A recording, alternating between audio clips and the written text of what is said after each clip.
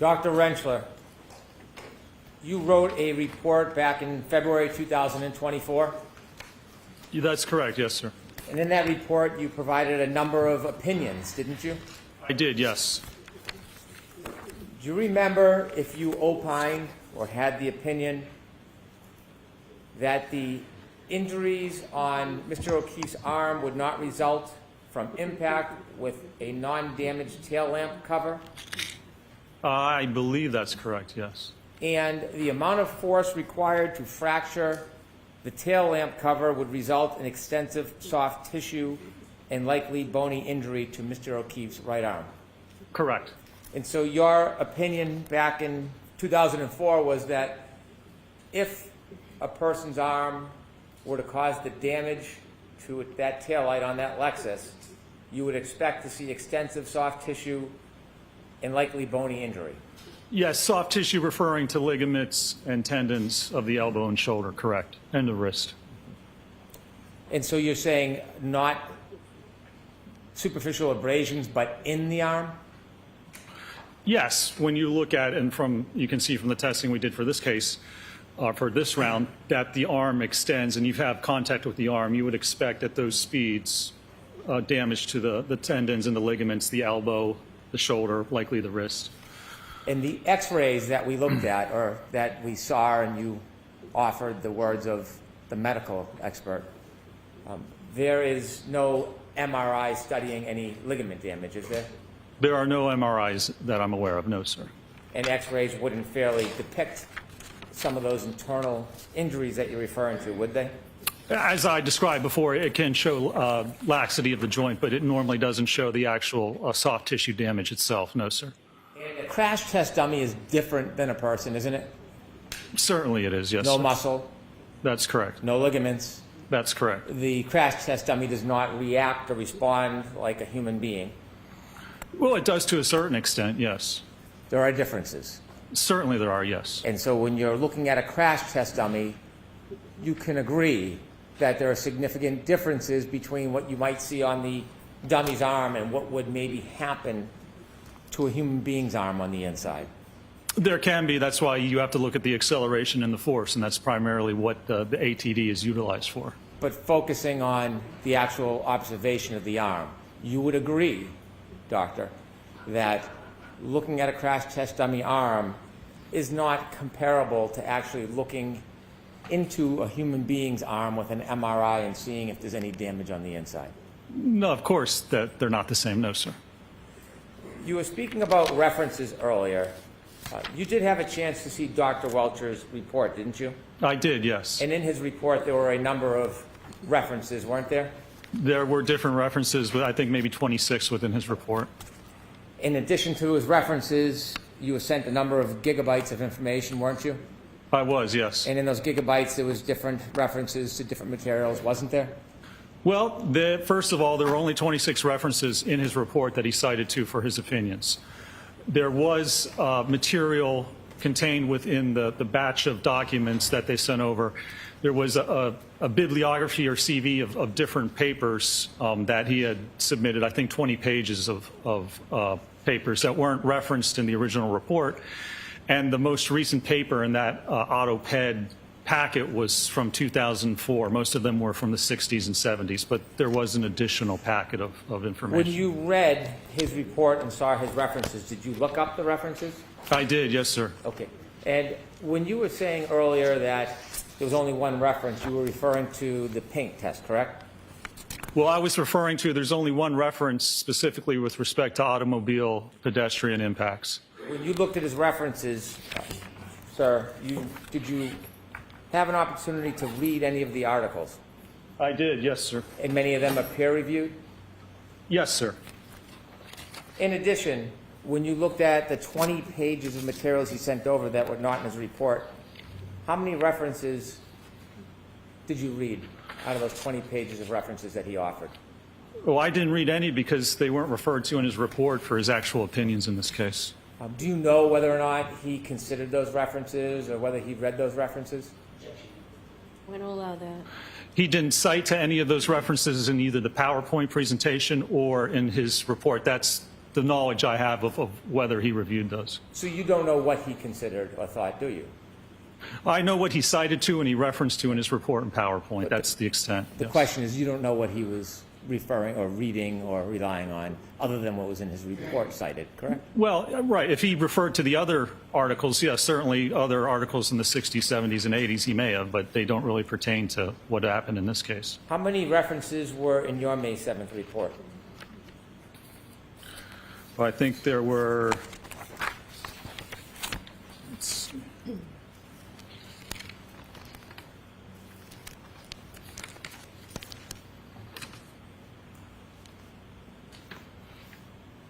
Uh, 26, I think. Those 26 references, are they offered in your report to suggest some type of support for the proposition that you're promoting in the report? Well, they support the opinions or the methodology or both with respect to what I've offered in this The matter. reason why you put a cite in is suggesting that it supports whatever proposition you're footnoting on that. Correct? To some extent, or the methodology or some information pertinent to that opinion, yes, sir. Regarding crash test dummies and prediction in soft tissue injury, you provided 3 cites, didn't you? And soft tissue injuries? Yes. Can you show me where it says that, sir? Footnote 11 of your report, Mr. O'Keefe's right arm kinematics during impact with the Lexus are inconsistent with producing the documented cuts damage to his right sleeve as well as the abrasions to his right arm. Did you write that? Yes, and which one was that again? I just want to make sure. What was the number? You cited footnotes 24, 25, and 26. Yes. And when you cited 24, 25, 26, did any of those 3 cites, in fact, those are the only cites that you cited for that proposition, correct? Yes, sir. So your entire basis of cites is limited to those 3 articles or 3 papers, yes? For reference, it's not, the testing obviously proves differently, but yes, for that one comment there, those were the 3 that were provided, yes. Starting with number 24.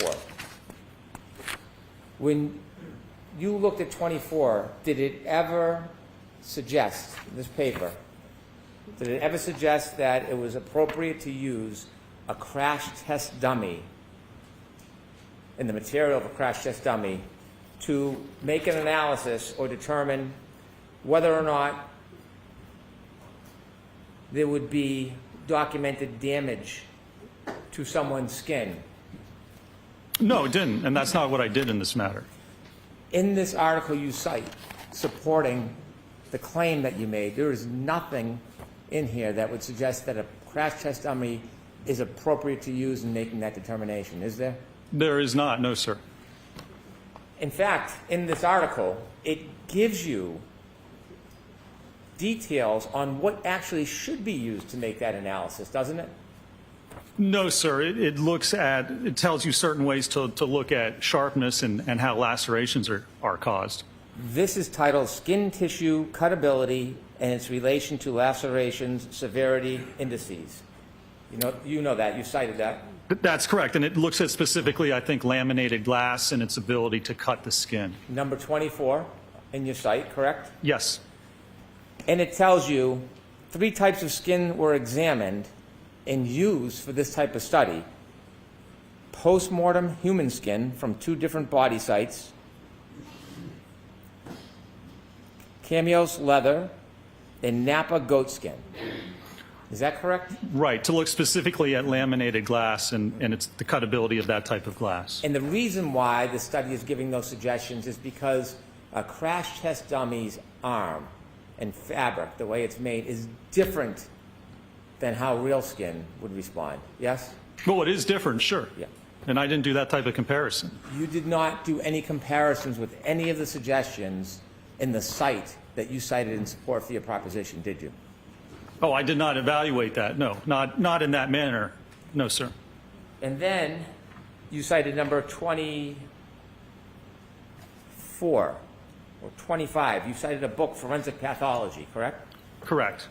And in this forensic pathology book, in the entire book, it never suggests that crash test dummies are appropriate to use when making this type of analysis, does it? Correct, and that's why I would not do that type of analysis with respect to lacerations. That's not what my analysis involves, sir. My question was, nowhere in that book does it say that crash test dummies are appropriate for analyzing skin lacerations on a collision, does it? Sure, I mean, for that sake, it doesn't say it's inappropriate either. And then you also cited an article, your third article, Understanding the Acute Skin Injury Mechanisms Caused by Player Surface Contact During Soccer. Did you cite that? I did, yes. And again, there's nothing in there that talks about the use, the appropriate use of a crash test dummy when you are trying to support the proposition that someone's arm is consistent or inconsistent with producing cuts and damage in a collision. That's correct. Are you aware of literature relative specifically to the use of the hybrid 3 crash test dummy, which was used in this case? There's a lot of literature with respect to the hybrid dummy, yes. Have you ever heard of the person by the name of Stanley Bakatis? I don't recall that I have. Okay. How about Harold Mertz? Isn't he a leader in the field with crash test dummies? He is, yes. Right. Would you agree that we also do not believe the current instrumented arm configuration is suitable either for prediction of soft tissue injuries? Would you agree with that? Well, for laceration, sure, it shouldn't be used for that. It shouldn't be used in that manner. That's why I don't use it in that manner. Do you have any source that says it's suitable for determining superficial abrasions? I do not, no, sir. You have no other sites whatsoever supporting that proposition, which led inevitably to one of the opinions you gave to this jury, true? Not true. That's a misrepresentation of what I performed, the testing that I performed, and the results that I analyzed in this case. Now, you've talked a lot about Dr. Welcher's pain test. You don't have any information that Dr. Welcher ever claimed that his test was intended to represent exactly how Mr. O'Keefe's arm was when he was hit, do you? Well, the evidence I have for that is that in his report he says that the orientation and position of the lacerations are consistent with the orientation position of the taillight cover, and then right under that he has reference to that test that he performed. So again, if he didn't intend to do that, then there's no evidence that he can provide with respect to the arm impact at all. That's the only test that was performed to look at the arm and the taillight cover. If it doesn't represent the actual position, then apparently he has no idea how the arm was positioned or how it was impacted. Let's get back to my question. Yes. Is there anything where Dr. Welcher has informed you or written that he is intending to represent the actual arm angle of John O'Keefe when he was hit by Alexis? Again, I just described what he has in his actual report. So he didn't write specifically that that's what it's intended to do. It seems he's inferred that, and again, that's the only test that he's performed or referred to in this case. You inferred that? Inferred that that's how he believes that the arm was positioned? I think we understand your perspective is that's the only test he performed, but what I really want to get at is your conclusion, your assumption that Dr. Welcher was suggesting that there was a specific arm angle that occurred in this case that he was identifying. You don't see that anywhere in his report. Well, it would be pretty odd if the one test he ran didn't actually represent what he thought happened. I don't understand what the value of that would actually be. Did Dr. Welcher ever represent that he was trying to describe the actual body position of John O'Keefe when he was hit? Actually, he doesn't state that. He states very little in his report or in his PowerPoint. He demonstrates through the video of his arm like that and contacting it, and then he holds his arm up to a picture of Mr. O'Keefe's right arm to compare and apparently demonstrate that it's in the same area. But again, he doesn't actually state that opinion. He doesn't state any opinions that the contact actually occurred, except in one point, and has no evidence or foundation for that. Would the answer to my question be no? You would have to ask Dr. Welcher, I suppose, but if it's not, again, then I'm not sure what that test actually accomplished or represented. you've made assumptions and then have given opinions to this jury based on your assumptions, haven't you? I've evaluated the evidence in the one test he ran. If that's incorrect, well, then I would have to correct my opinion and my assumption and say that not only is the test not actually show what occurred, but he hasn't performed anything to actually link the arm contact to the taillight cover. If it doesn't represent that, you're right, I'd change my opinion that there's no evidence, no analysis, no conclusion whatsoever. I'm going to try to make my question a little clearer. Is there anything in the report where Dr. Welcher has stated that the arm angle in the demonstration was in any way attempt to replicate exactly how John O'Keefe's arm was when he was struck by Alexis? I don't believe anything's written in the report with respect to that, no. Is there anything in the report, Dr. Welcher, anything, that states Dr. Welcher was stating or claiming that he knew the body position of John O'Keefe when he was struck? Objection. I'm going to allow that. So no, I guess there is no opinion or conclusion that he knows how Mr. O'Keefe was actually positioned at the time of this alleged incident. Do you You're correct. know whether Dr. Welcher has been clear that he does not know? Let me say this a different way. You would agree Dr. Welcher has never stated in his report that he can identify the speed at which Mr. O'Keefe was struck in a collision. He does not state what he thinks the speed is. That's correct. He never states how far, if at all, Mr. O'Keefe was thrown after being in a collision. That's right. He does not. When you don't know the speed, you don't know the body position, and you don't know the angle of the body at the time of collision, you cannot replicate a collision with crash test dummies to a reasonable degree of scientific certainty. Can you? Well, you're right. You can't prove that that actually occurred. That's the basis. Yeah. So, If you don't have the You can- information, you can't replicate what happened. You can't determine, you can't state to any conclusion of accuracy what actually occurred if you don't have the evidence. so if you were to do a crash reenactment,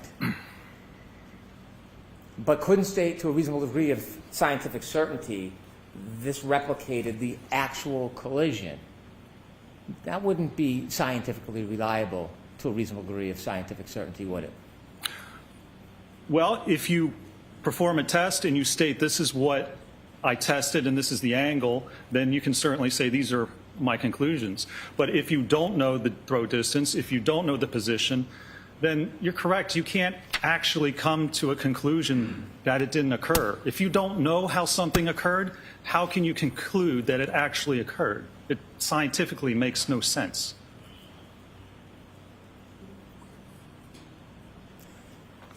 So,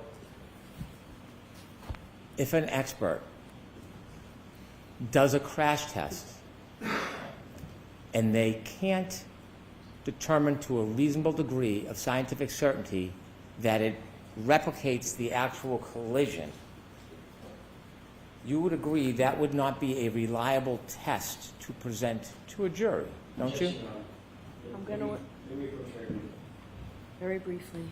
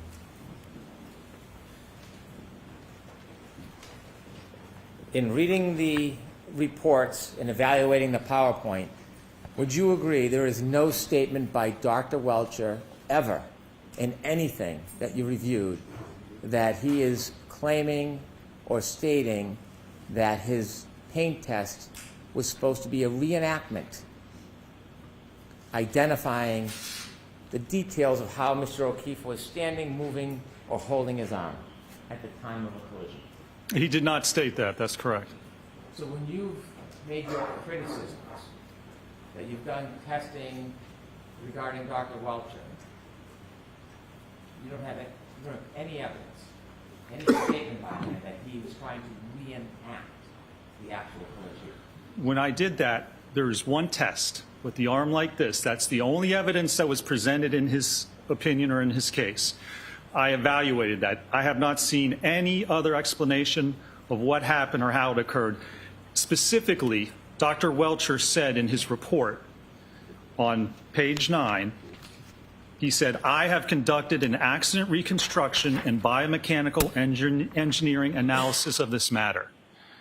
If he did not recreate how he was positioned, if he did not determine the speed of impact, if he did not determine how Mr. O'Keefe's body moved, if he did not determine where he ended up, then he did not conduct either an accident reconstruction analysis or a biomechanical causation analysis. He did nothing of the sort.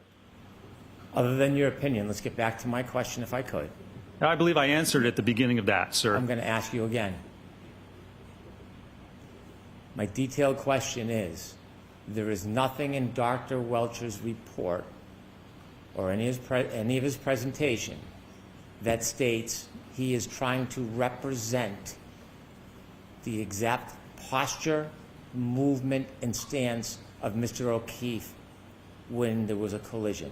It's not anywhere in there where he stated that, is it? It's not stated. I'd be curious to find out what that, if that wasn't the intent of the test, I'd be curious to see what the actual intent was. Is the answer no, it's not in there? I think I just said that at the beginning of my answer, sir. I'm going to ask you again, is the answer no? The answer is no. When you do crash tests, you have a controlled environment in some respects, don't you? You do, yes, sir. You get to control some or sometimes many of the variables, don't you? You can, yes. Real life sometimes is described in your world as chaos, right? I suppose it could be under certain circumstances. Testing is limited to the variables that you produce, but real life sometimes has variables you can't predict. Isn't that fair to say? It's possible, yes. Is it more than possible, doctor? I don't know, is it? What I'm asking you. It depends on the situation and the certain variables. It depends on the case. It could be possible, yes. Have you seen cases where the variables are impossible to predict? Where the what? Variables. Have you had cases? You've had many cases, you said. Have you had cases where variables are impossible to predict? It depends. I mean, it depends on what you're looking at. And if you want to conclude that something happened and this is how it occurred, you have to look at those variables. If you can't control for those variables, then it's possible you can't prove that it actually happened. So yes, if you're doing a certain test to prove something, you have to look at how those variables may affect it. But there's basic information you have to know to perform that type of an analysis. So my question again is, are there scenarios where variables are impossible to predict? There could be, yes. Have you had cases yourself where there are variables that were impossible to predict? I suppose I probably have. I mean, it depends. If you don't know what happened, sure, then you don't know those variables necessarily. How many cases have you done on pedestrian accidents? Done hundreds of cases. So you have a good background and basis to know whether or not there are variables that sometimes you can't predict, don't you? Sure. As I said, it depends on the case. When you did the crash tests in this case, did you actually do them? I did not, no. Were you even there when they happened? I was not, no, sir. So you're relying, in part, on Dr. Wolf's work. I am, yes. If Dr. Wolf made mistakes, would that affect your conclusions? It depends what mistakes they are. When you had, or when Dr. Wolf had the crash test dummy in test E and F on a forklift, you remember those? I do, yes. When it's on the forklift, it does not allow the crash test dummy after being struck to move, to be thrown, does it? Actually, if it's a force acting on it, it will move. It will like a pendulum. So if there's a force acting on it, you'll see which direction it moves. If there's a forward force, it will move. It'll swing forward or sideways or backwards. It can move. Well, my question isn't direction. It's can it show the throw? Can it throw or move the crash test dummy in its natural course after the collision to a resting spot? No. In those tests, though, there wouldn't be any throw. If a crash test dummy is restrained by a forklift,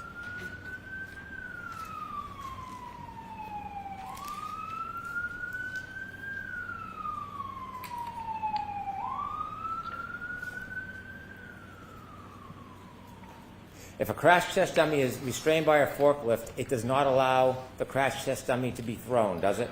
Assuming there is throw, that's correct. It doesn't. It doesn't allow an observation of the crash test dummy to turn or fall, does it? No, it does not. Well, no, actually, it turns, sure. I mean, it can spin.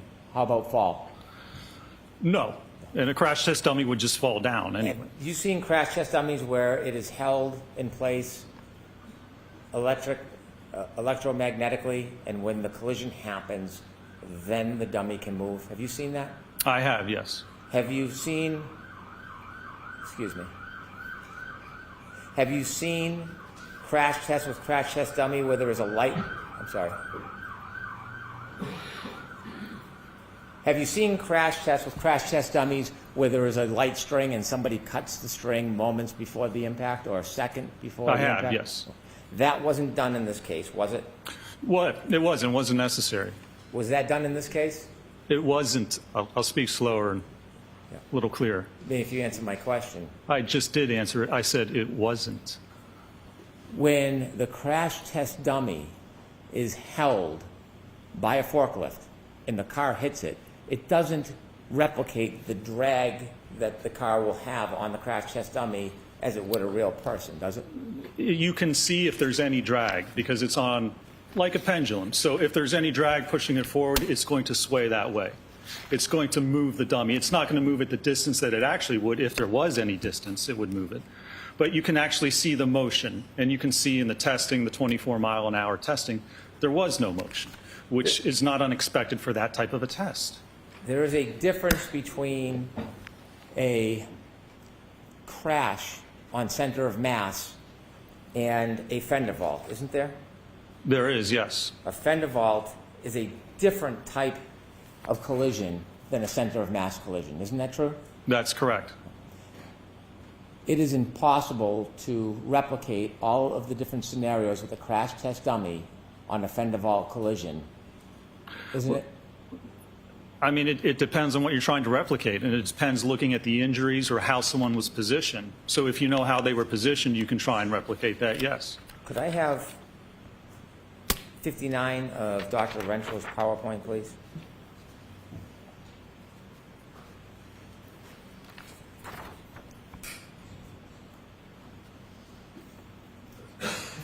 In your PowerPoint, you cited an article, Vehicle Pedestrian Collisions, Validated Models for Pedestrian Impact and Projection, correct? Yes. And you put snippets up on the board? Yes. Okay. And these snippets talk about an engagement with the pedestrian in the vehicle? Correct. Okay.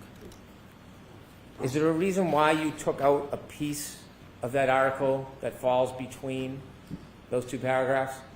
No, I don't think so, no. Those were the most relevant parts. Did you cut out the part that says some frontal collisions are with the corner of the vehicle where the pedestrian is deflected to one side without secondary impact of the upper body with the vehicle front? Alternatively, the transverse velocity of the pedestrian at impact may be sufficient to prevent head contact as the body rotates sideways off the bonnet, and these situations are known as fender vault. The models presented here do not apply to fender vault. Did you leave that part out purposely? Oh, yeah, I did, sir, because this isn't a frontal impact with a sedan over the fender of the hood of a sedan. This is with the back of an SUV, so it's completely different. You've cited many, many sources where it talks about front-end collisions because that is the majority of pedestrian collisions in the front end, isn't it? The majority, it is, yes, sir. And so there is a difference between fender valves and a center of mass collision, isn't there? That's correct, and that's why you see a center of mass, you look at the testing we did, that's a center of mass impact. On a frontal impact, usually, if you're hit by the front of a car, it doesn't usually get your center of mass, you're too tall. That's why you do a fender vault, or you flip onto the hood, or you flip over the top of the car. So yeah, it's completely different. It doesn't pertain to allegedly what occurred in this case. So let me get back to my question. When the tests were done, E and F was a center of mass collision at 29 miles per hour, wasn't it? That's correct, yes. Right. E, are you considering E a center of mass collision? Which was he, the 24 miles per hour. No, it didn't hit the center of mass of the Right. dummy, it just hit the arm. Exactly. So there is a difference. In this case, you don't know the position of Mr. O'Keefe's arm at impact, do you? Nobody knows. I don't think his arm was even impacted by the car, so no. I don't know the position of the arm at impact because it wasn't hit by the car. You don't know the angle of his body at impact, do you? The alleged angle, So ask the question again. Okay.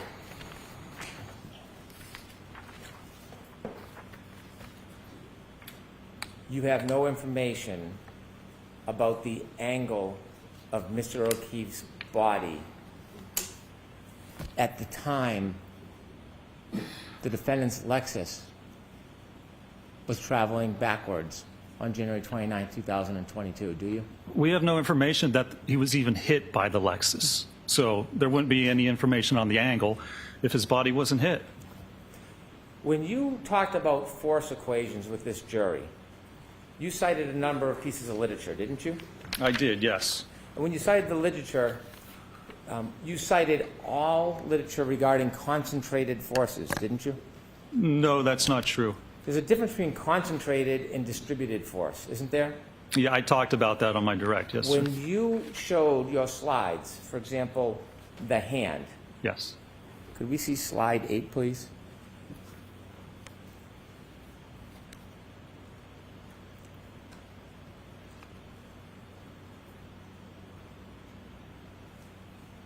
Okay. Let's try slide 56.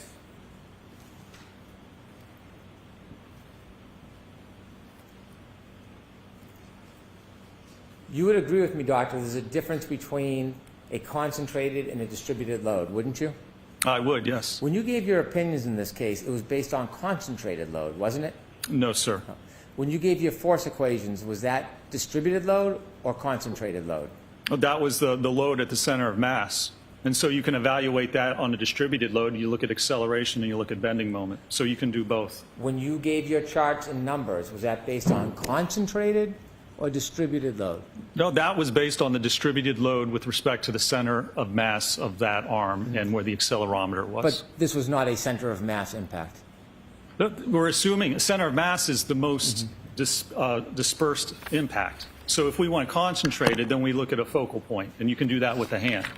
So But center of mass, acceleration, and distributed across the entire arm, that's where it's the least amount of pressure, if we're talking about force over area. And that's what I evaluated in this case.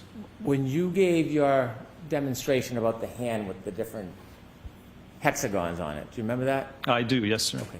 There's a difference between taking a small object and putting pressure on the body as opposed to a larger, wider object, isn't there? Well, it depends on what it's contacting.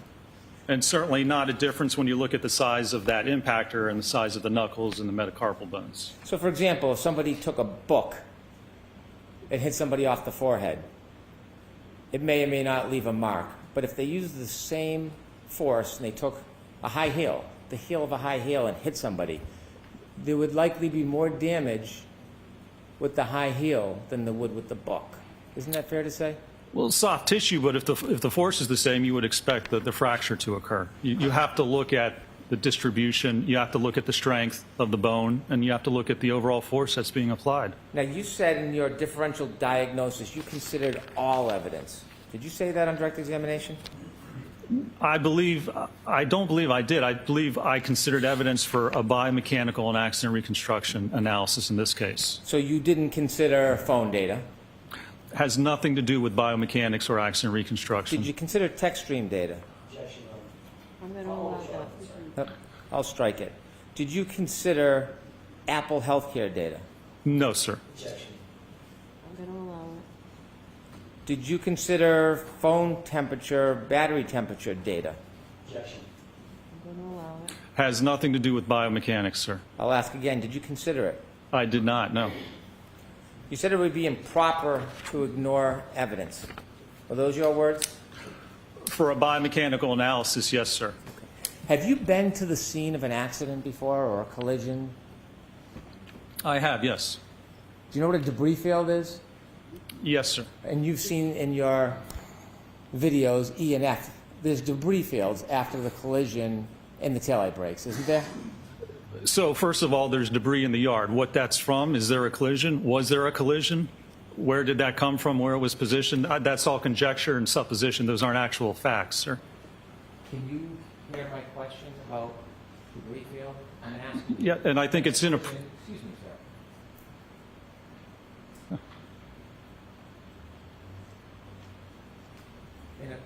In a collision, have you seen debris fields? I have, yes. Have you seen debris fields where a taillight is shattered? I have, yes.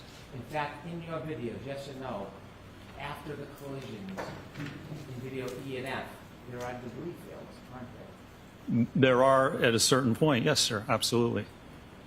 And so when you're looking at your studies, do you consider debris fields? It depends on the evidence. It depends on how it was collected. It depends if it is accurate or reliable. But from a biomechanical standpoint, no. You don't need to look at the debris field or alleged debris field of a taillight cover. It has nothing to do with the injuries or the position or the movement of Could I an have Exhibit individual. 73, please?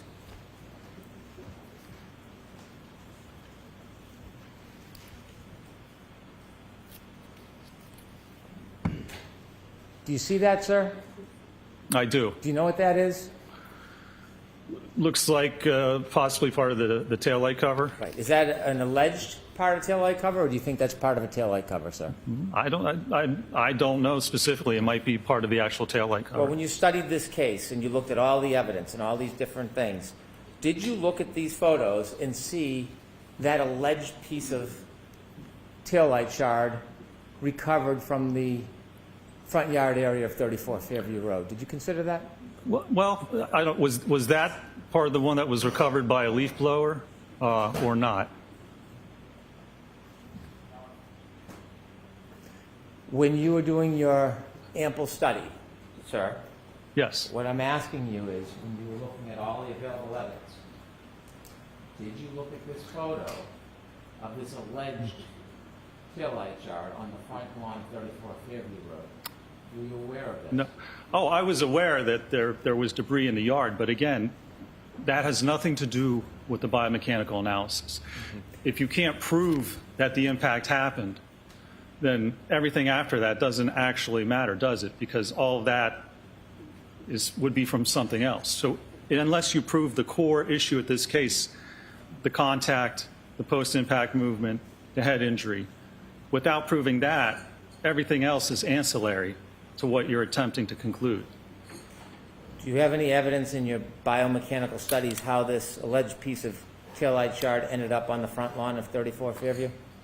I don't know, sir. I didn't evaluate or investigate that. Could I have Exhibit 76A, please?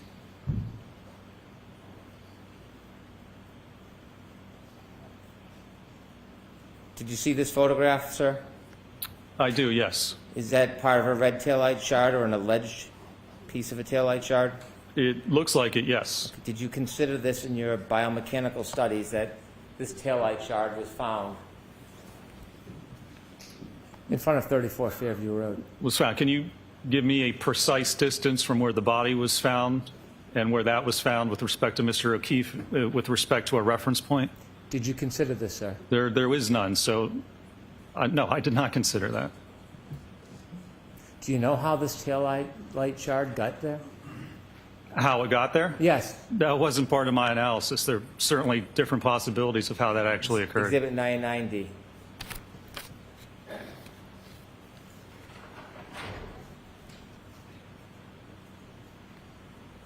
Do you know what that is, sir? It looks like part of the light assembly. Mr. O'Keefe's hat? Oh, Did you that's look at his this hat. photograph? I see now, yes. Did you know he was wearing a hat that night? I did, yes. And did you consider how that hat ended up on the ground in front of 34 Fairview? No, sir, that was not part of my biomechanical analysis. There's a number of ways a hat can end up in a yard. Right. Is one of those ways being in a collision with a Lexus? I suppose that's a possibility, or someone could put it there. I mean, there's a number of different possibilities as to when or how a hat may appear in a yard. Who do you think put it there? Well, I have no idea. I haven't seen any evidence of how it got there, and frankly, it's immaterial to a biomechanical analysis. Do you have a theory you want to share with us about planting evidence? Is that what we're getting at, sir? Sustained. By the way, the x-rays you looked at earlier, when's the first time you saw those? I saw those when I was on the case initially for the first trial. No mention in your report about reviewing those. It says I reviewed medical records and reports. That's how I actually word in every report I have. I just put generally that. It refers to medical records and reports, which includes x-rays, MRIs. Exhibit 74, please.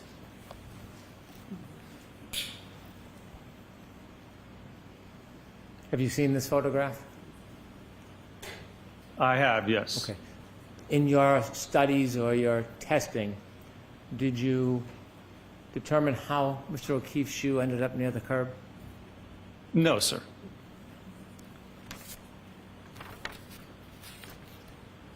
Exhibit 201A, please.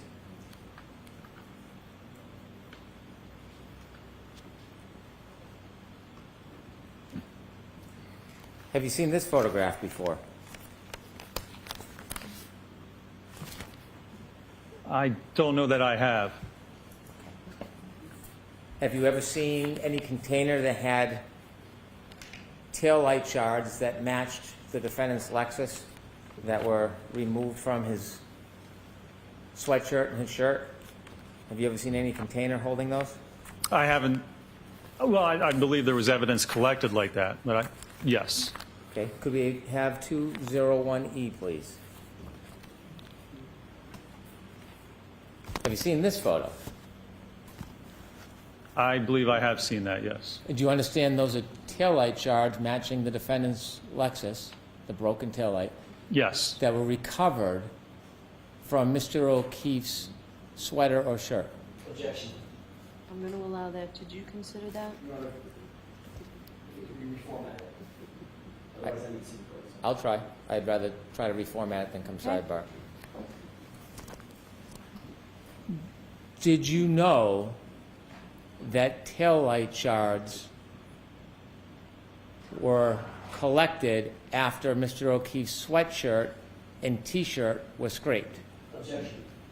I'm going to allow that. I need to see the courts. Jurors, this will be brief.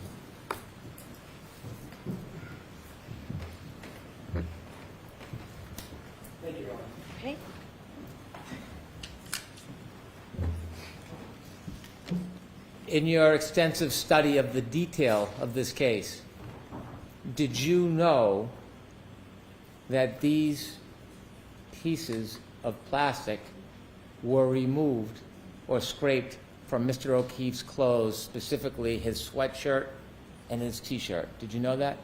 I was aware that samples were recovered, yes. Were you aware that these samples were consistent with the broken taillight of Miss Reed's Lexus? Did you know that?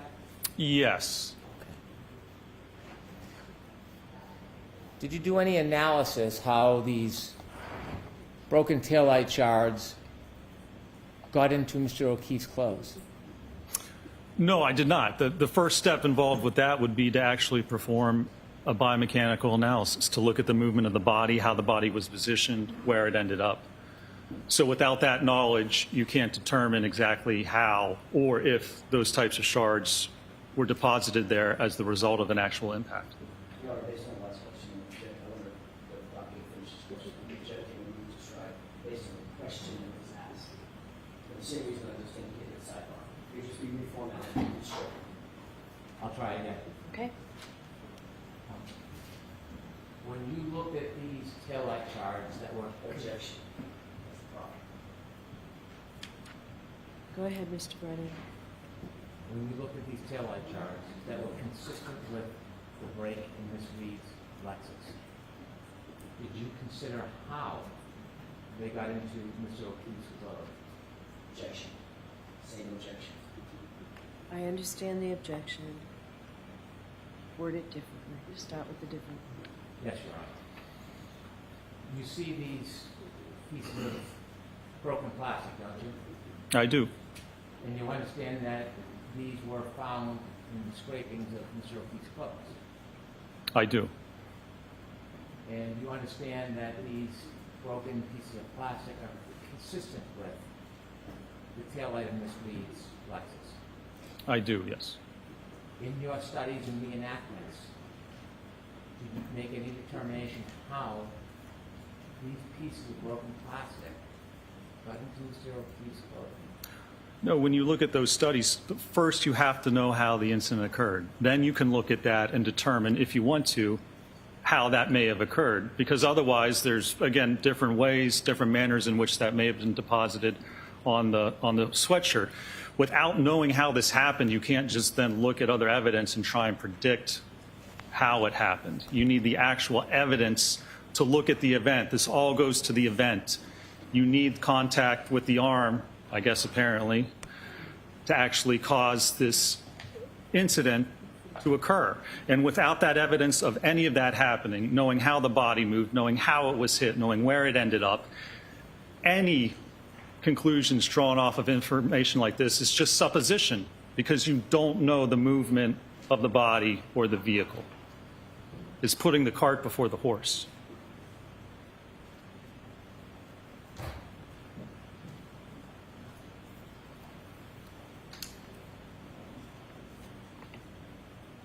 Could I have Exhibit 201D, please?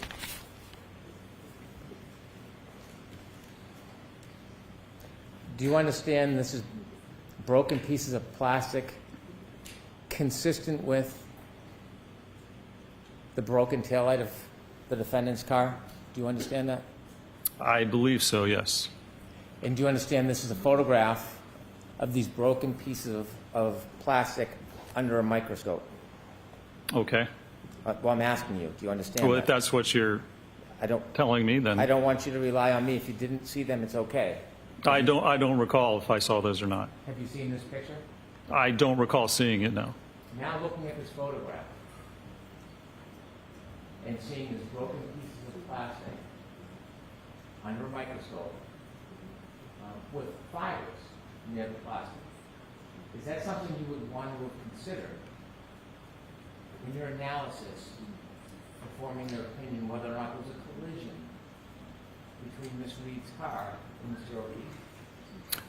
Again, if you can't do a proper biomechanical analysis, then that evidence is not consistent. You can't determine how it occurred. You can't say that that's consistent with it. You can't just look at certain evidence and not do a proper analysis. If you can't even tell that an impact occurred, you can't look at tertiary evidence and say, well, this proves that it occurred. In order to say from a biomechanical and accident reconstruction standpoint that an impact occurred and here's how it occurred, you have to understand the mechanics and dynamics before it. This could certainly support that finding and those conclusions, but by itself, I don't know of any methodology in any study or peer-reviewed article that says you can just look at alleged evidence and then form an opinion as to whether an impact occurred. Can you see with your eye that parts of those broken pieces of plastic are sharp? They look sharp. Do you disagree? Do you think they're not sharp? I don't have an opinion as to that, sir. We'll take a look. Objection. Sustain. If you look at that for me kindly, can you tell me whether you think those pieces of broken plastic are sharp? Objection. I'm going to allow that. I guess they look sharp. I have no idea if they are or not. It's under a microscope. When you actually put things under a microscope, it looks much different, and it is much different than Okay, let's go back to looking at the normal eye. 20E. Perhaps that can help. Not under a microscope. If you pay particular attention to the larger one in the middle, that looks like a shark's tooth. Do you see Yes. that one? Yes. Do you think, doctor, that some of those appear sharp?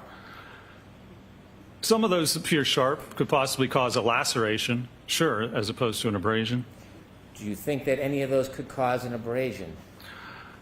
I don't think that you could get a consistent level of superficial abrasions along the entire arm of minimal depth of less than 0.5 millimeter through impact with the glass. To have that minimal force on every part of the arm to only cause superficial abrasions would be highly unlikely.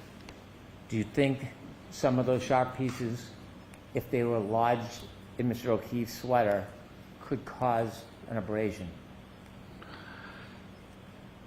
It's possible if you had enough punctures and holes in the sweater to correspond with the abrasions on the arm. That would be, I suppose, that could be a possibility. In your testing, not to belabor it, I'm just going to show you one. I want to show you video E. Could we go to video E, please?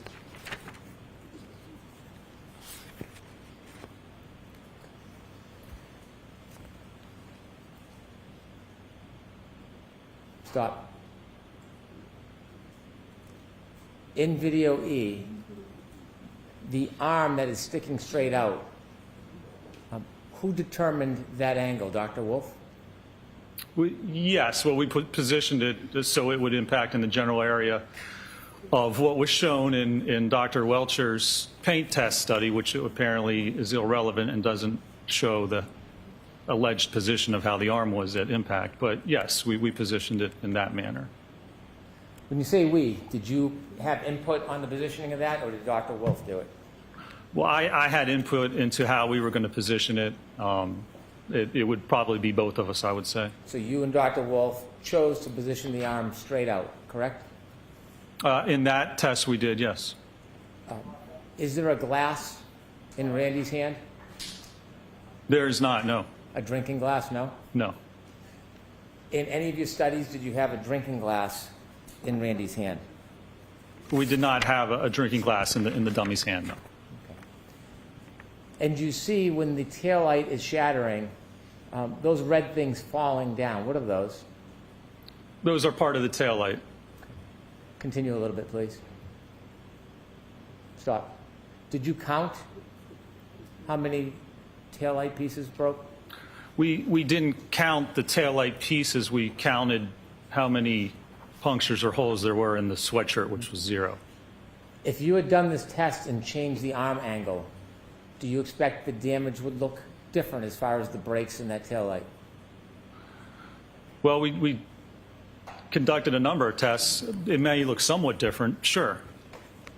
If you conducted this test and moved the arm angle, not another test, this test, but you moved the arm angle, do you expect that the break would look different? That the break would look different? Yes. It could look a little different. I mean, certainly the breaks looked a little different in the test, but they were comparable to each other. You do not know how John O'Keefe was standing that night, do you? Well, Objection. Seems fast. No, I'm going to allow that. You do not How know he was how John standing O'Keefe was standing that night, do you? If he was standing, if the impact occurred, then no, nobody knows how he would have been standing. You would not know what his arm angle was, would you? No. You would not know the exact speed of any vehicle that hit him that night, would you? Objection. Sustained. The debris, the broken taillight, is that traveling in a consistent or a different direction? What do you mean consistent or Is different? it all going in the same direction, or is it going in different directions? No, there's some spread to the debris. So the pieces don't all fall right in a pile with each other, do they? They do not, no. Continue, please. Stop. Do the majority of the pieces land on Randy? No, they do not.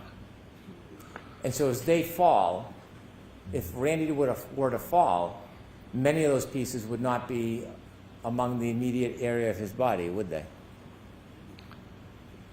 If the dummy fell right there, no, they would not be. Now, the dummy can't fall because the dummy is on a forklift, correct?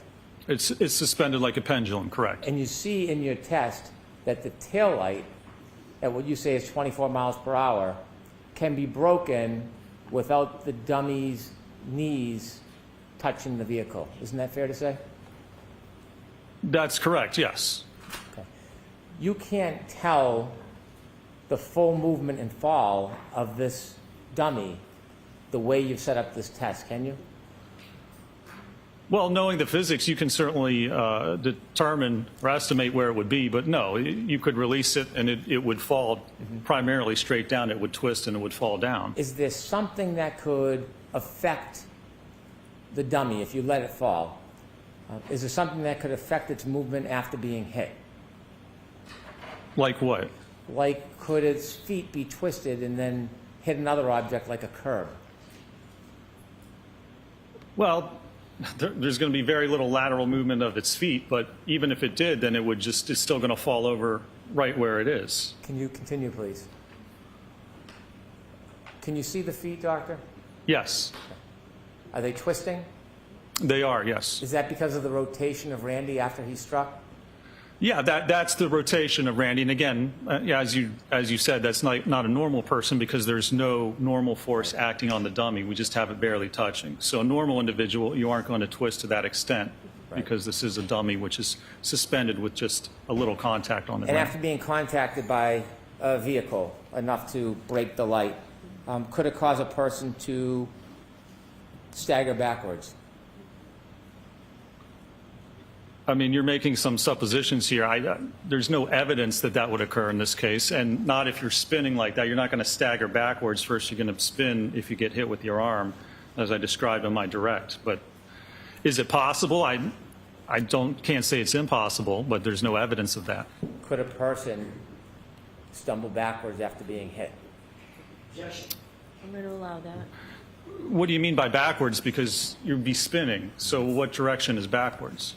Could a person get their foot caught on a curb, sneaker come off, and then stagger backwards and fall on their head? Objection, Your Honor. Yeah, let's go.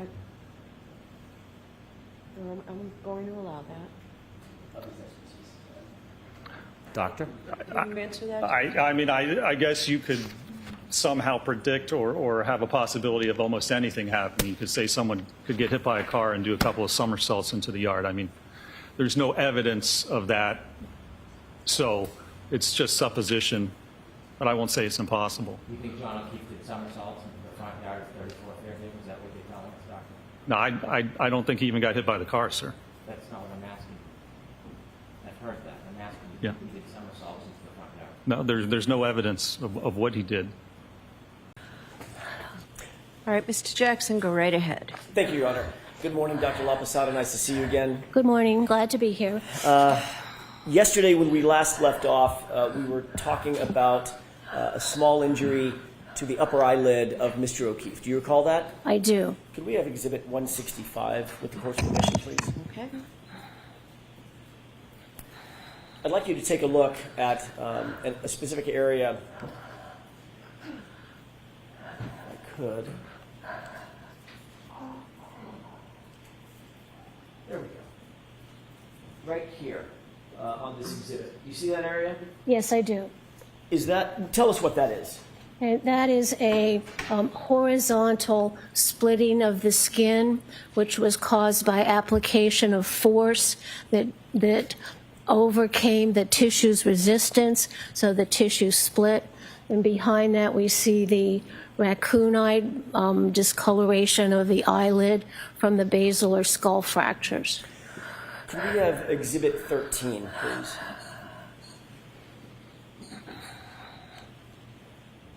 I want to draw your attention to this area of the vehicle. First of all, do you recognize this photograph? Yes, I do. How do you recognize that photograph?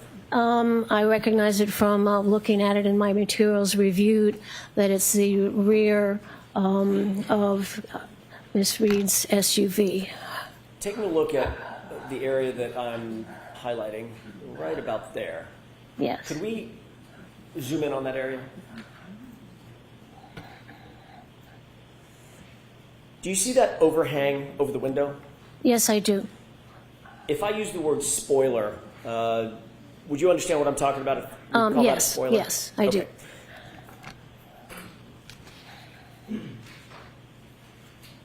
Is the laceration to Mr. O'Keefe's upper eyelid that we just looked at, is that consistent in your opinion with a strike from that area of the vehicle if that vehicle were traveling in reverse at, say, 20 plus miles per hour?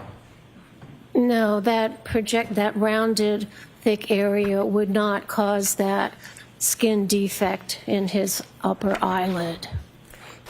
If, in fact, a person were hit at, say, 20 plus miles an hour in the face with that rounded edge, what kind of what kind of injury would you expect to see on that person's face? I would expect to see a ribbon of bruise that would correspond to the height of that spoiler, and then it would go across the eyeball, it would hit the nose. So I would expect to see some horizontal ribbon of bruise. Did you see anything consistent with that, with Mr. O'Keefe's injuries? No, nothing. Thank you. We can take that down. We talked yesterday about this phenomenon known as coup contra coup injury to the brain, correct? Yes. What happens to the brain after a coup contra coup, a significant coup contra coup injury? Yes, this was quite a severe brain injury. Was injured on the back of the brain and also the front of the brain.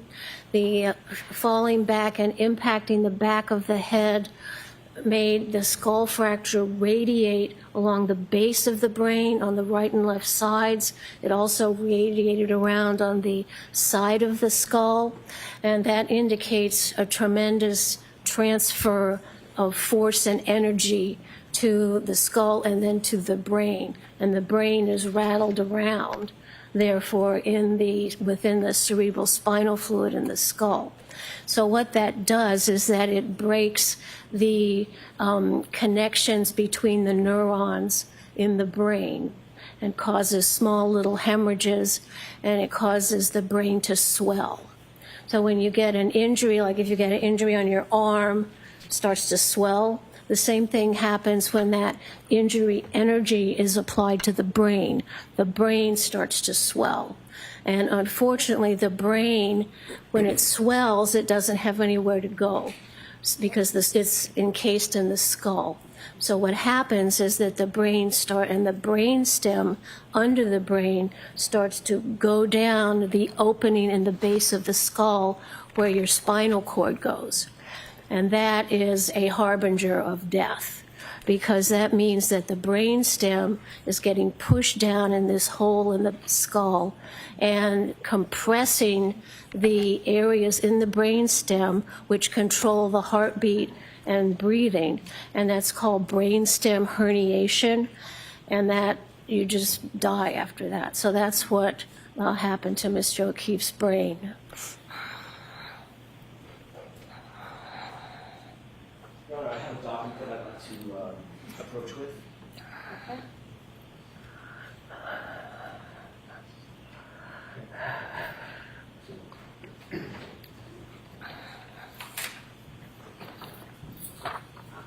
Yes. Doctor, can you take a look at that document that I've just handed you and tell me if you recognize it? Yes, I recognize this. How do you recognize that document? From looking at the autopsy photos of Mr. O'Keefe's brain. And what portion of the brain are you looking at? This shows a photograph looking up under the brain, and it shows a cross section of the brainstem that went down in the hole in the base of the skull, and we see there's hemorrhage in it, and those have a special name. They're called Duret hemorrhages. How do you spell that? D-U-R-E-T with there's a little accent somewhere there. Caret over the E? Yes. And this shows that the brainstem is going down into the hole where the spinal cord goes. It's stretching the blood vessels and causes little hemorrhage and compresses the neurons in the brainstem, which control your heart rate and your respiration. It's called brainstem herniation, and that's a harbinger of immediate death. Your Honor, with that, I would ask for the admission of the next, that document is next in order, subject to the appropriate actions. Okay. So we'll take that into evidence. May I have a moment, Your Honor? Yes.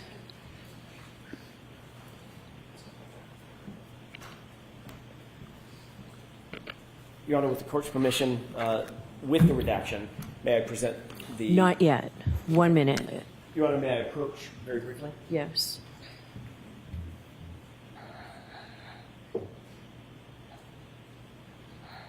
If you wouldn't mind taking a look at that document. Oh, is that yes. a redacted version or a closer-up version of just the brainstem? Yes, this photograph shows the cross section going this way of the brainstem with the hemorrhages caused by the brainstem going down into the foramen magnum. With that, Your Honor, actually, with the court's permission, I would trade that as the next in order rather than the unredacted version. All right. Is there any objection to the switching the exhibits like that? No. Okay. Thank you. Oh, and the arrows point to that on there. So this is going to be the next exhibit, That'll be it. exhibit 225, Mark. Thank you. This is- The other one will be for identification, the first one. Thank you, Your Honor. And that'll be FFF for ID.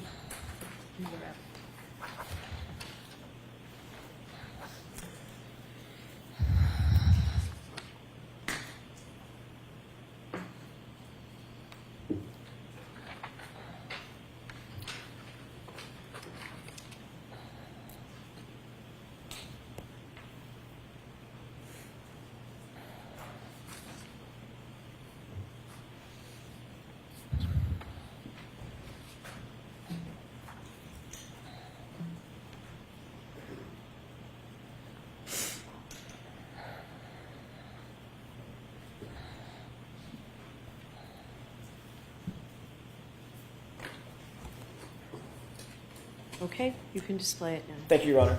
Mr. Walt? Do you see what's displayed on the screen above your head? Yes. What is that? Excuse me, that's a cross section across the brainstem of Mr. O'Keefe, and it shows where the blue arrows I've put in there show the red areas, which are areas of bleeding, which is the sign of brainstem herniation. All the background is white material, and that's part of the appearance of neurons in the brain. So that shows that the brainstem, because of the brain swelling, pushed it down into the hole in the base of the skull where the spinal cord goes, and it pulls on the blood vessels, causing the blood vessels to break and the blood vessels to bleed, and that shows you that the brainstem has been compressed and damaged, causing death. May I approach? Yes. I'm holding a green laser pointer. Oh, thank If you you. use the display to your right, so the viewers can better see it, could you point to the areas with that laser pointer of the bleeding that you indicated causes the swelling? Okay, so, okay. Is that going on the... It is. It is. It's probably Thank hard you. for you to see. Oh, that's okay. So this sort of roundish thing is the brain stem, and the arrows are pointing to the red areas. So there's a blood vessel that's broken there because it's been torn and pulled, with surrounding blood going into the neuronal tissue here and over here and over here. And also some of this is also bleeding, with the blood looking brown because the brain was placed in formaldehyde. So all this brown area, the red area, should not be there. Is this type of herniation life-threatening? It causes death. Yes, it is life-threatening. How quickly, we can take that down. How quickly, doctor, would you expect that this could cause, let's first talk about incapacitation. How Yes. quickly would someone be incapacitated after they suffer a coup contra coup injury of this magnitude with the concomitant injuries that you see in the brainstem? Well, there would be two parts to what that injury would cause the body to do. First, there would be immediate unconsciousness because of the transfer of all the energy to the brain and the massive skull fractures. So that, excuse me, so that would disrupt the normal function of the brain and produce immediate unconsciousness.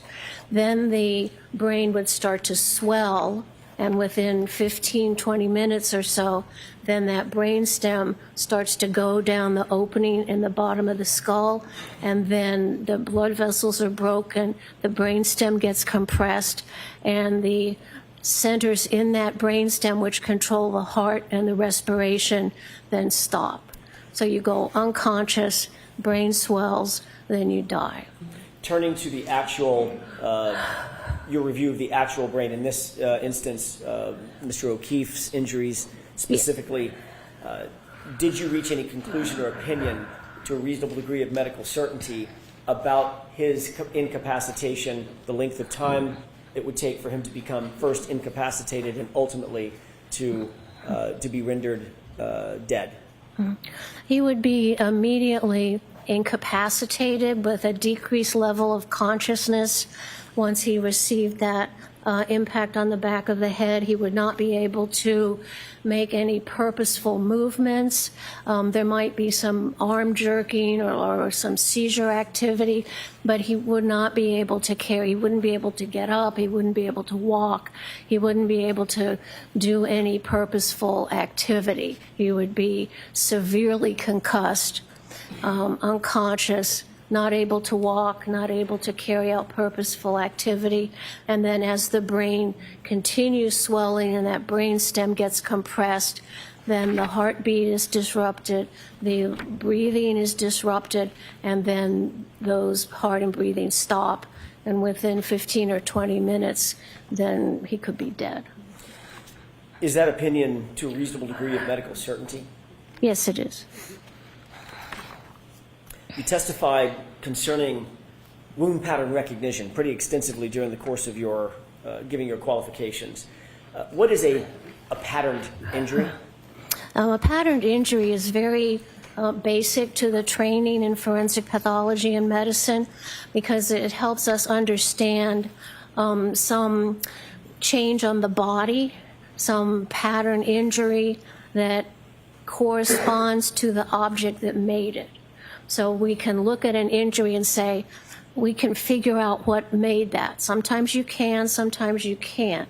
But a pattern injury is very important for a forensic pathologist to recognize because it's going to really help the police investigation. Because I can say, oh, this looks like it's a wound from scissors. This looks like it's a wound from a screwdriver stab.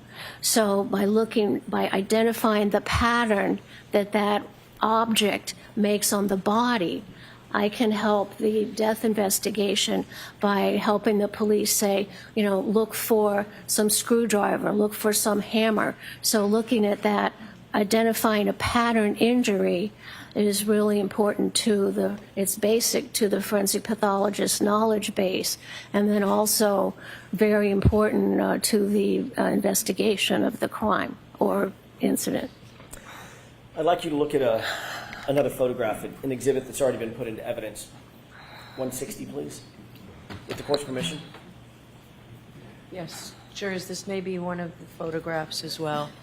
Right. Or there'll be a series.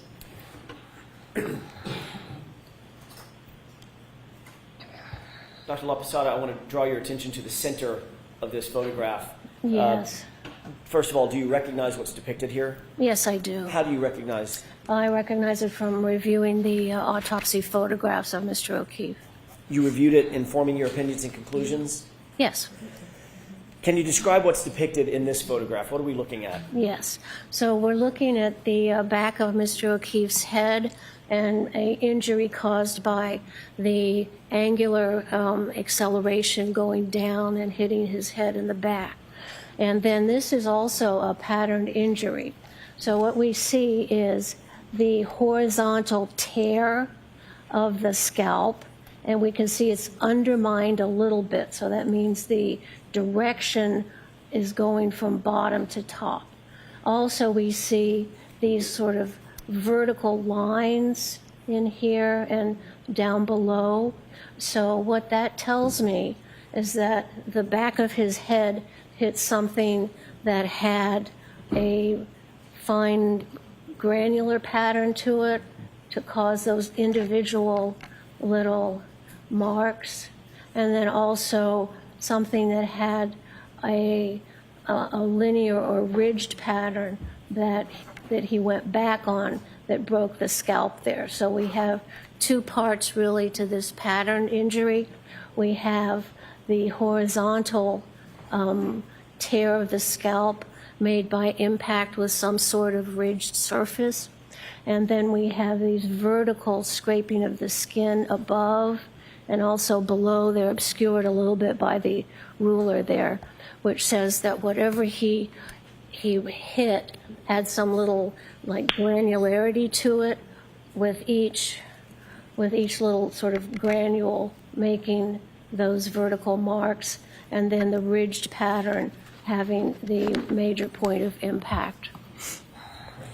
What is the significance of the pattern when you say ridged pattern? And there's two things we're looking at: the laceration or the abrasion versus the defect above and below that laceration.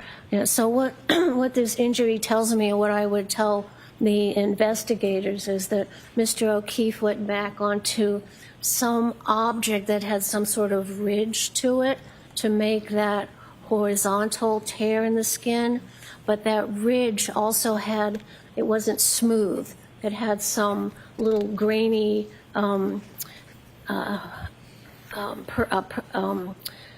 grainy things sticking up on it that would make each of then these little things. And then it's the job of the police then to go back to the scene and look around for something which might fit that pattern. We can take that down.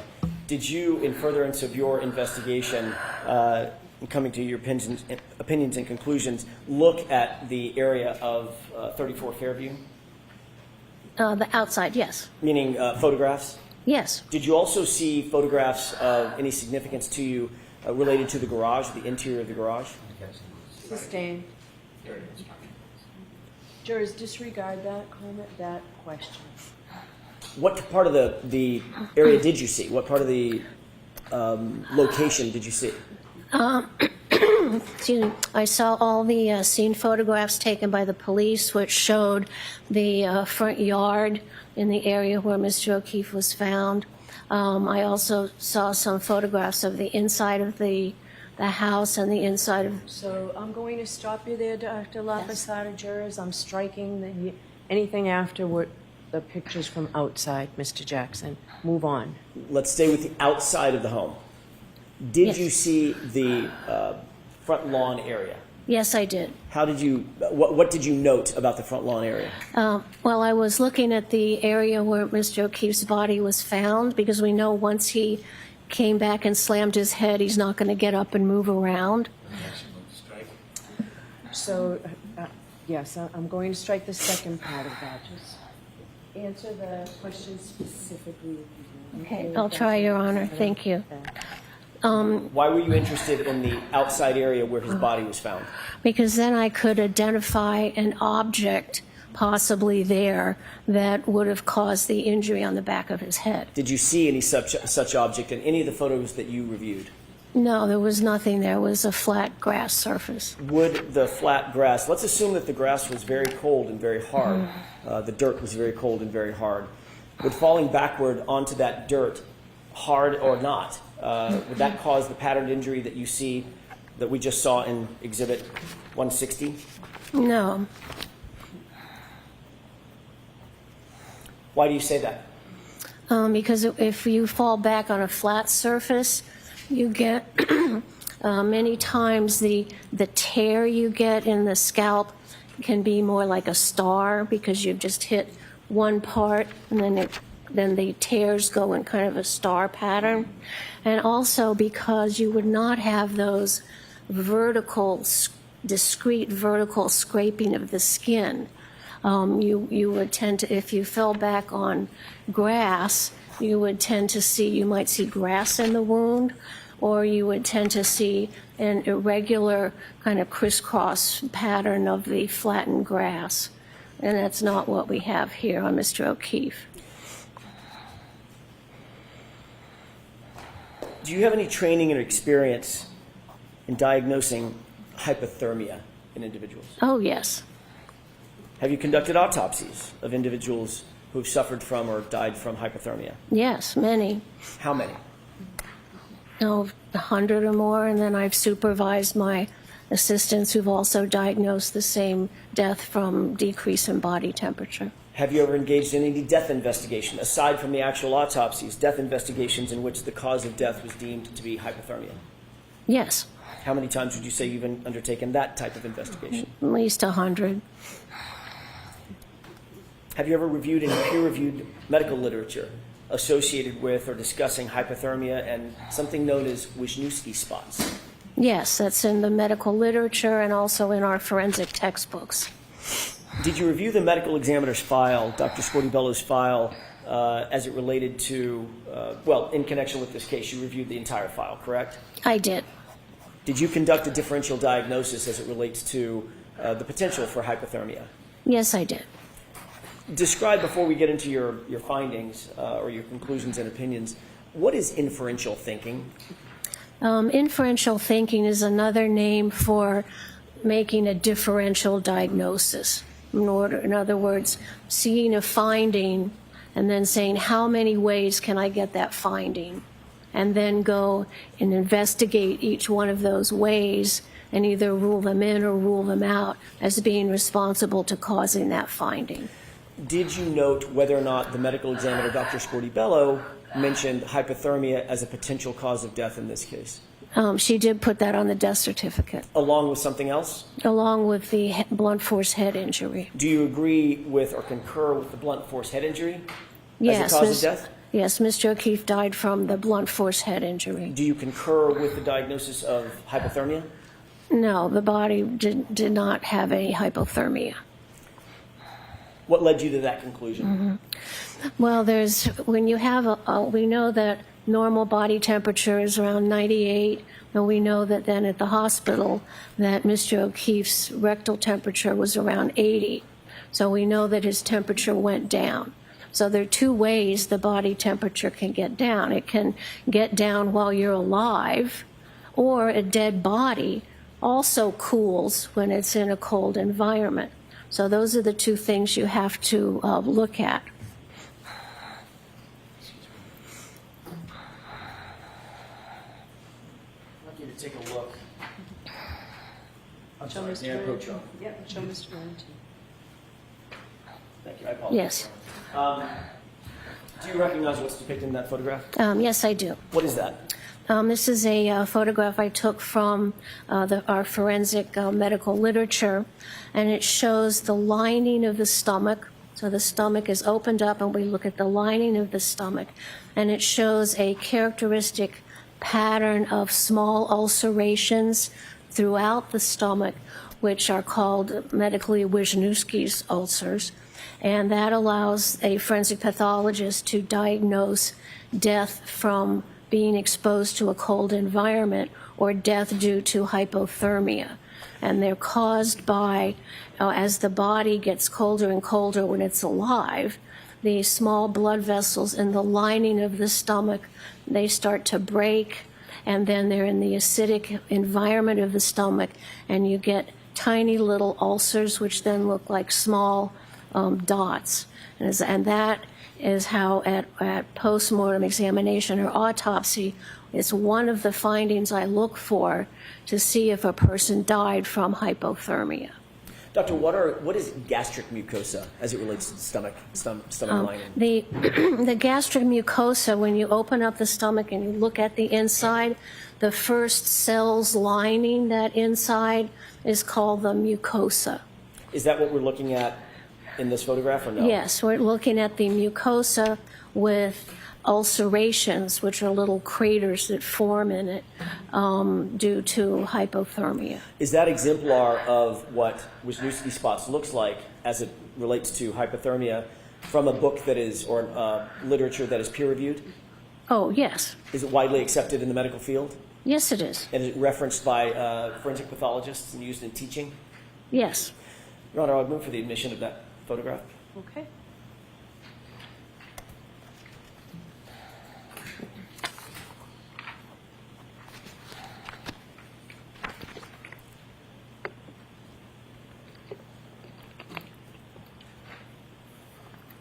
Exhibit 226.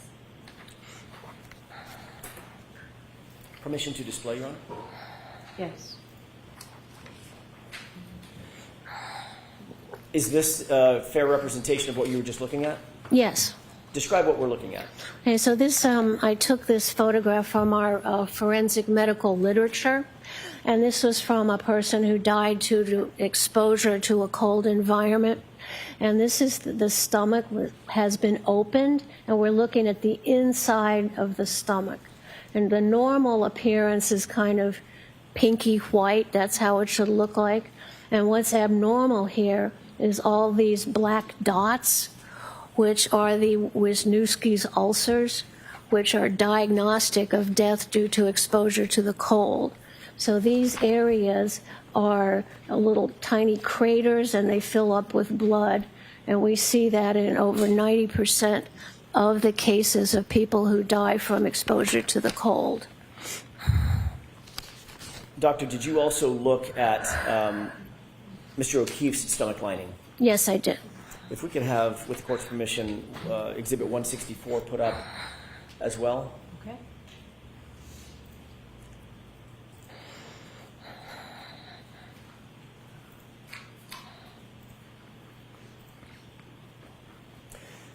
Do you see the photograph on the right? Yes. What is that of? This is the Mr. O'Keefe's stomach, which has been opened up when we're looking at the inside. We see that the mucosa is a little bit red, and there's a little bit of increased blood flow here. And this is the normal pattern of the inside of the stomach. It's kind of ridged. That's called rugae. That's the normal folds inside the stomach. But there's no ulcerations here. So the diagnosis of death due to hypothermia is not appropriate in his case. Did you see, or do you see, any classic Wisniewski spots in Mr. O'Keefe's stomach lining or gastric mucosa? No, no. Do you observe any ulcers specific to Mr. O'Keefe's stomach lining? No, there are no ulcers. It's a normal appearance of what we would call a gross specimen. When you open the stomach at autopsy, you can see some redness of the normal lining of the stomach. Did you, let me ask this first, do you have an opinion as to a reasonable degree of scientific certainty based on the totality of your review and examination of the autopsy and its associated file, an opinion as to whether or not Mr. O'Keefe died of hypothermia or complications related to hypothermia? I do have an opinion. And what is that opinion? He did not die of hypothermia. And is that opinion to a reasonable degree of medical certainty? Yes. Taking a look at the darker red areas in the stomach lining of Mr. O'Keefe on the photograph to the right, Yes. that's Exhibit 164, can you describe what those are? What are those darker areas? like, well, here we see a little bit of bleeding. The darker areas are the areas of the lining that are at the bottom of the normal rugae, because the inside surface of the stomach sort of looks like it's covered with little mountains. And so we can get the redness in between what the rugae in the stomach, and there's a little bit of increased redness here, but no ulceration. Do you have an opinion, or were you able to form an opinion as to what the increased redness might be or is associated with? Yes. Cystate.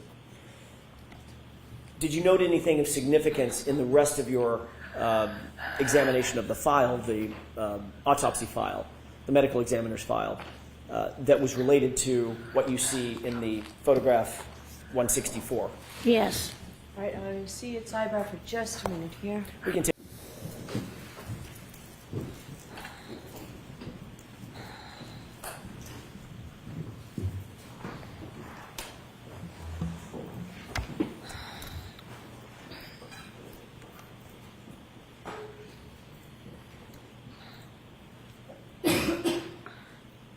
May I continue? Yes. Thank you. With regard to the, it's my word, not yours, doctor, so forgive me, the defects, the redder marks that you're mentioning on the rugae or in and around the rugae on the gastric mucosa, did you note that there was a machine that was used for life-saving measures as it related to Mr. O'Keefe? Oh, yes, it caused some damage to the body. Okay, let's talk about that for just a quick second. What is that machine called?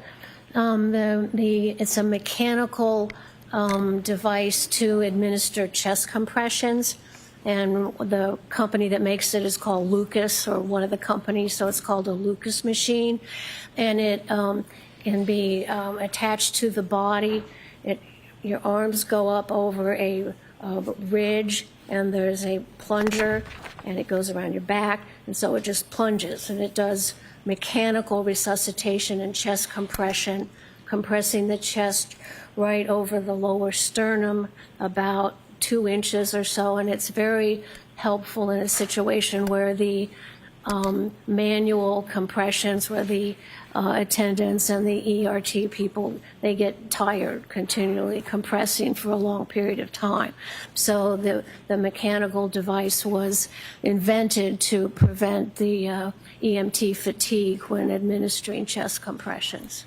When you mention the sternum area of Yes. the body, are there, let me go without saying, are there organs beneath the area that's being compressed by the mechanical Lucas machine? Oh, absolutely. What do those organs include? Well, ideally they include the heart, because that's what's supposed to be pumping the blood out, but it's also in a circular area that's right below the sternum, which includes the heart. But what is also under there is the esophagus and the interior of the stomach. So this area is right under where the machine is compressing as well, as long as, in addition to part of the head of the pancreas, which is also right there under the lower sternum. And what can happen with the Lucas machine pushing in for 100 times a minute for a depth of about 2 or 2.5 inches, that these organs right underneath of it get compressed between the Lucas pump and the bony vertebral bodies that's along your back. So you have the Lucas machine compressing these organs, and they're compressing them against the vertebral bodies of your bony vertebral column in the back. So you can get other injuries, organ injuries, that is a complication of the automated mechanical resuscitation.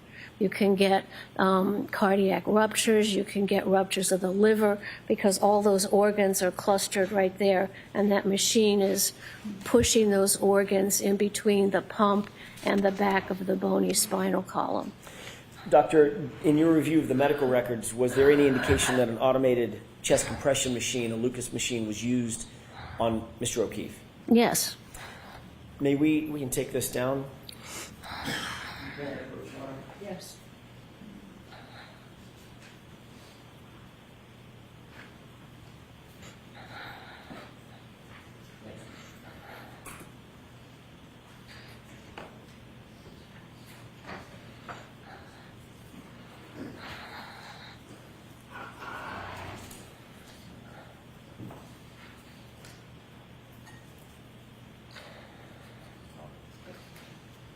two documents that I'd like to show you. First, Yes. that document, and then after you're finished, familiarizing yourself. First one and the second one.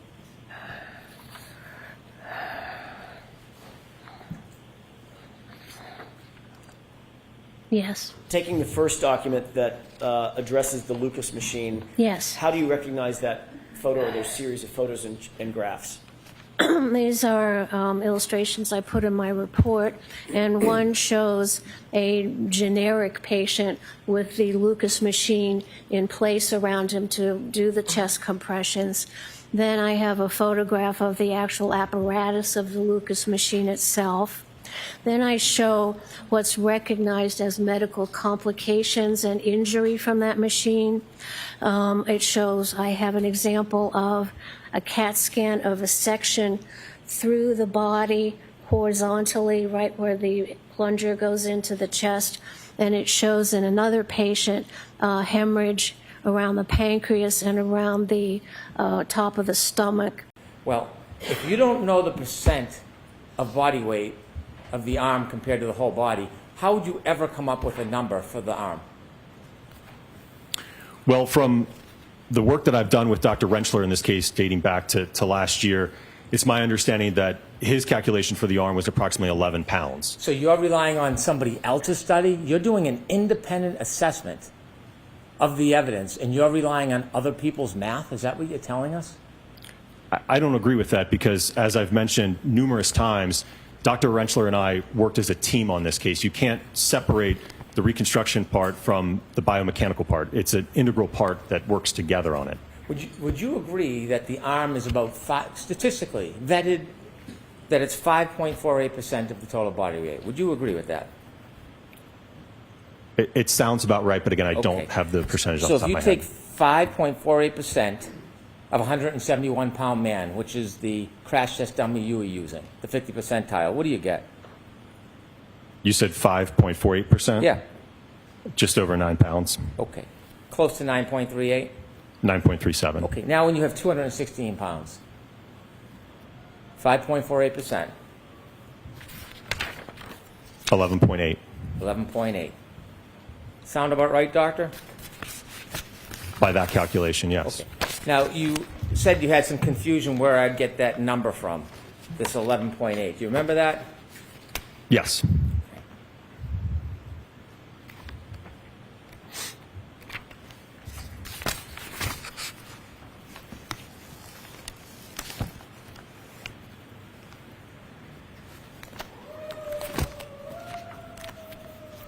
And when I threw out that number, is that the first time you heard of that number? The 11.8? Yeah. Yes. Or 11, is that the first time you heard of it from anybody, 11 pounds? Is that a new number to you? I don't understand your question. Well, you're saying that when Attorney Jackson asked you where did Brennan get those numbers from, you said, I don't know. Remember that on Correct. Friday? Do you know where I got the number 11 pounds from? 11.8 Yeah. or 11? 11. As I just mentioned, last year, I believe I testified in a previous proceeding that it was about 11 pounds. Yes. Your testimony, 11 pounds. Your prior testimony, right? Yes, You testified before under oath in this case, didn't you? correct. And when you testified under oath and you were giving a general estimate about the pounds of Mr. O'Keefe's arm, based on your experience and your training, you said it was around 11 pounds. Those are your words, right? Correct, yes. Under oath. Yes. Right. You can't delete something that's under oath, right? Objection. Sustained. And so when you feigned confusion on Friday about this 11 pounds, Sustained. so when you answered questions last Friday about wherever this 11.8 pounds came from, you weren't so confused about that because you've used 11 pounds before yourself, haven't you? Yes, but again, I don't know where you got that 11.8 from, so. Well, we just but- did the math, didn't we? Yes, Okay. And you used a calculator to help you, didn't you? I did, yes. Calculator works. Yes. Okay. You said you wouldn't calculate the difference, but you did. And so what you just went through this exercise is you divided that difference, that 2.48 pound difference, right? Correct. And then you divided it by 11.86. Divide 2.48 by, from the 9.38. Okay. What percentage do you get? 26.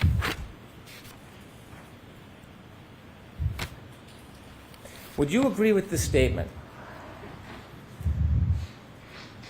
about whether the arm and body weight, comparing the weight of the head to the arm, would you agree that the head and arm are actually almost identical because your arm, just one of your arms, including the hand, forearm, and upper arm, is about 5% of your total body weight? So for someone who weighs 216 pounds, that's about 10.8 pounds. Would you agree with that? I didn't do that calculation, so I Didn't ask you. I'm asking if you would agree with that. can you repeat the question, please? So ask the question. Does the arm weight weigh the same as the head? Or the arm does weigh the same as the head, almost identical because your arm, just one of the arms, including the hand, forearm, and upper arm, is about 5% of your total body weight. So for someone who weighs 216 pounds, that comes out to about 10.8 pounds. Would you agree with that? I haven't done the calculation, but if the math checks, then yes. Okay. Would you agree with this statement? The heavier the object, if it gets hit center mass, that's going to be even greater force because that is more mass than just 11 pounds. So the acceleration is the same for each body part. It just depends on the weight of the body part and how heavy it is to determine the force that's actually exerted on the body. Do you agree with that? Objection. Source. I'm going to allow the question. Do you agree with that? Yes, and I think I described that a little bit earlier. Is you would increase the mass, you multiply it by the acceleration. That's going to increase your force. Force is equal to mass times acceleration. Right. So mass has a direct correlation to force. You agree? Correct. So therefore, the heavier the object, if it's colliding at the same speed, will create more force than a lighter object. You'd agree with that, wouldn't you? Correct. More force on the arm. Yes. Right. So weight matters, doesn't it, sir? Yes. Force is mass times acceleration. So if the arm weighs the same as the head, you're still going to get the same force. And so inevitably, you change the mass, you change the weight, same speed, it changes the amount of force. Correct. Yes. Yeah. Okay. When you did calculations in this case, you never took the estimate of 11 pounds, although it didn't exactly calculate the 5.48. You never took that 11 pounds and determined the percentage difference between the mass in that arm and the mass in a 9.38 pound arm, did you? No, I did not. You didn't include it in any of your PowerPoints. No. You didn't explain it to the jury that there's a difference in weight matters. Again, that's something that Dr. Rentschler is going to discuss. I'm asking you because you testified, you gave opinions, you got a PowerPoint. Did you explain to the jury about the difference in force when there's a change in weight? When you did all your PowerPoint and calculations, did you break it down for them?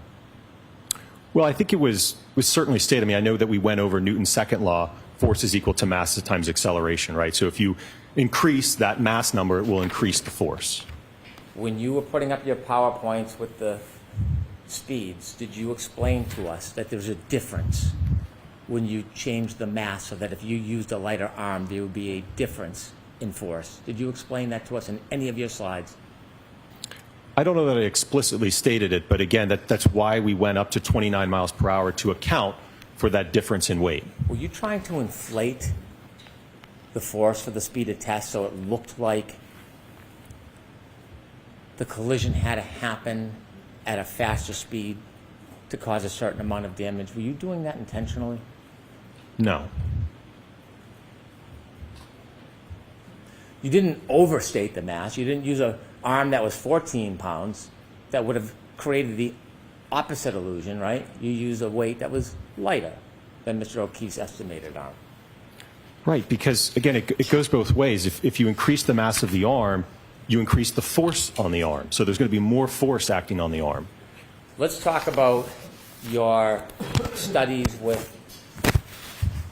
Mr. O'Keefe's sweatshirt and his arm, and you gave some opinions about what you would expect for damage to his arm. when I asked you on Friday whether you had any support, any vetted journals, learned treatise, any support whatsoever about whether you should use a crash test dummy arm for these types of studies, you didn't have any support on Friday. Do you have any today that you can refer to? No. Putting aside the fact that you have absolutely no professional studies or journals to support that you should be using a crash test dummy's arm for these type of tests, are you aware of the expert literature in this case that the opposite, you specifically should not use crash test dummies when you're trying to do this type of analysis on clothing and a person's body? Are you aware whether that exists? I'm not aware of those studies, no. As a inquisitive engineer, wouldn't you want to know if there was legitimate studies in your world, in your profession, that suggests or states that you should not be using crash test dummies to determine injury to the arm as far as lacerations? Would you want to know that? I think, again, you're getting confused between my role and Dr. Rensler. Can I finish, please? No. Objection. Okay, so, No. no comment, Mr. Brennan. Answer the question, please. I wasn't addressing the lacerations or the abrasions to the arm, sir. You had photographs and you were opining that you would have expected or you would not expect there to be abrasions or cuts on that clothing in your test A and B, didn't you? There were no holes or cuts in the material, no. I understand, but you offered opinions. Didn't you offer to the jury an opinion that the abrasions on Mr. O'Keefe's arm were inconsistent with your tests in A and B? The cuts and the holes are inconsistent. Sir, when you are assessing cuts and holes on clothing, you need to make sure the predicate as a basis that you're using the right properties, right?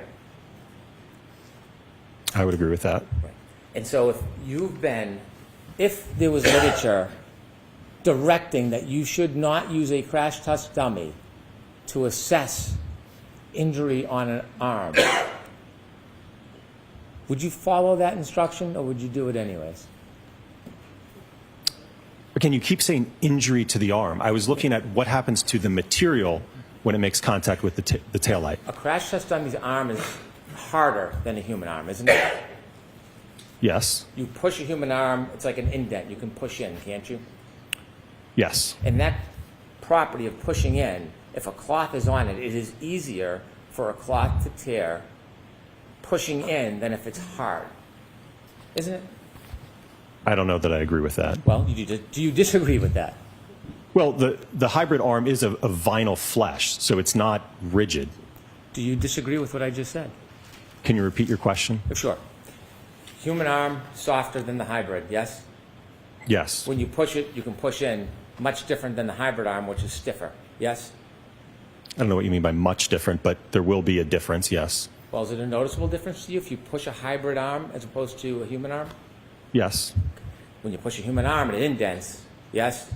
Correct. And so if you push with cloth on, the cloth indents, yes?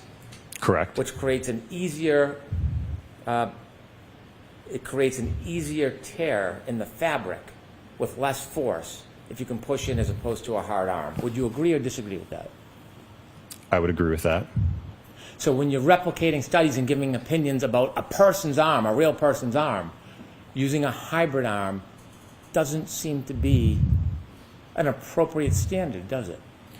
I don't agree with that because, again, when the taillight breaks in the test, the arm is now moving with that taillight. So it's, again, like we talked about on Friday, you'd somehow have to have those fragments accelerating at a greater velocity to penetrate that. We're going to get to that, but I'm talking about the stiffness. Let's get back to the appropriateness of using a crash test dummy. Now conceding that a human that pushes different than the crash test dummy, would you agree that a crash test dummy is not an appropriate tool to use when determining tears in clothing on somebody's arm? Would you agree? I don't think I would agree with that, no. When you used the crash test dummy in test A and B, that was the 5'9" dummy? Yes. When you considered tears to clothing, you bought a new sweatshirt that was similar to Mr. O'Keefe's, an extra large sweatshirt? Don't know if I recall the exact size, but I think one of them might have been an extra large. And then you bought a second one that was medium. So when you used the smaller dummy, you weren't actually using Mr. O'Keefe's size of extra large. You used a medium sweatshirt, yes? Yes. Because it was a smaller dummy than the size of Mr. O'Keefe. That's why you needed a smaller sweatshirt, yes? I think it was more or less just what we could get our hands on. Well, you had an extra large and a medium. You didn't put the extra large on in test A and B, did you? I don't recall off the top of my head what sizes were on each test. Okay, could we show a picture of A to remind Dr. Wolf?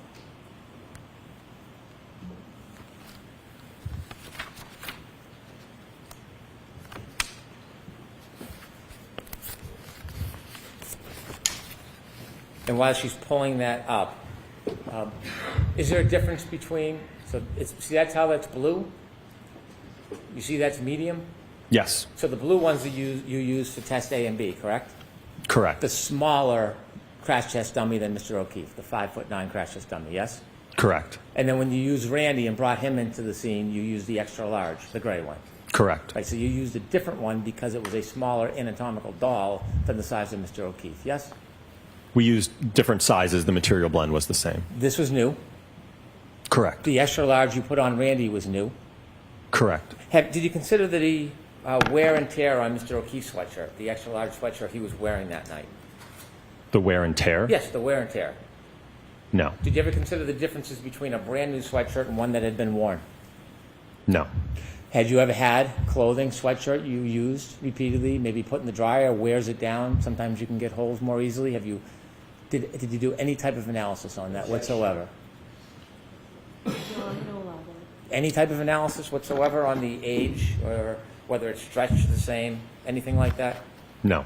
No variables whatsoever on the sweater, did you? No. Okay. Good afternoon, Dr. La Posada. 6 minutes till the afternoon. Good afternoon. That's okay. You wrote a report in this case, doctor? Yes, I did. Do you think that based on your analysis, was Mr. O'Keefe thrust backwards? Is that what you determined looking at his head injury? That he was, I didn't understand, you had your hand in front of your Sure, mouth. I'm sorry. Yeah. You talked about a head injury that Mr. O'Keefe had that Yes. he suffered from Yes, that caused his death. yes. Was that caused by being thrust backwards? Yeah, the motion was upwards, down. Okay. And the way you just showed it could be a fall. Correct. Did you have an opinion looking at his wound that he was thrust backwards? What do you mean thrust? Well- His body went backwards. There may have been some applied force to it. I don't know about thrust. I'm asking if you have an opinion. Your words. Do you have an opinion about thrust? What do you mean thrust? Did the forensic pathology diagnosis mean Mr. O'Keefe's body was thrust backward? If you want to say thrust as indicating movement, that it went backwards, then you could say it was thrust. Okay, may I approach? Yes.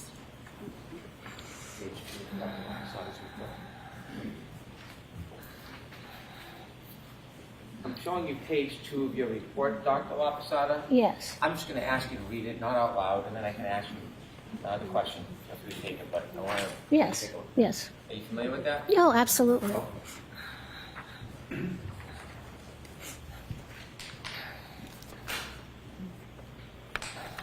So, Dr. La Posada, what did you mean when you described that Mr. O'Keefe's body was thrust backward from a standing position? I mean that he was standing upright and his body had momentum and went down and hit at the back of his head. So it was thrust backwards. You cannot tell forensically how much momentum he had, can you? No, we don't do those analysis. And you can't tell if anything caused that momentum based on the head injury, can you? What do you mean causative? It was caused by his body went backwards. Yes. And so the amount of force causing him to go backwards, that's not something you can determine from the head wound, is it? No, I can't tell you the amount of force. It was significant because he had the massive skull fractures. Did you say it would be significant? Yes, significant force.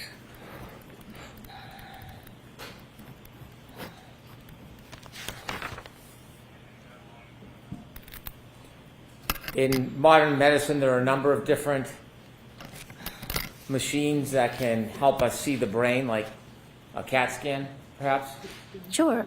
MRIs. Yes. Would you agree with modern medicine that the use of MRIs and CAT scans and other tools give a clinician equal, if not better, opportunity to examine the brain as actually cutting it and holding it in your hand? No, the actual gold standard is the pathology, to be able to have the brain in your hand, look at it with your naked eye. And we have conferences in the hospital where we meet with radiologists and say what we find at autopsy and see if their radiology was correct. Can CAT scans and MRIs show contusions on the brain? Well, they might. Subdermal hemorrhages? Subdural hemorrhages. Yes, they can. Herniations? They can. Do you have any doubt about the modern medicine and the use of MRIs and CAT scans? Do you think they're inadequate in any way? Well, I'm not a clinician, so I don't use those to diagnose diseases in living patients. Dr. LaPosada, have you ever had any experience studying the brain in real time, clinically, going and opening somebody's skull and treating the injury before the person dies? No, I'm not a neurosurgeon.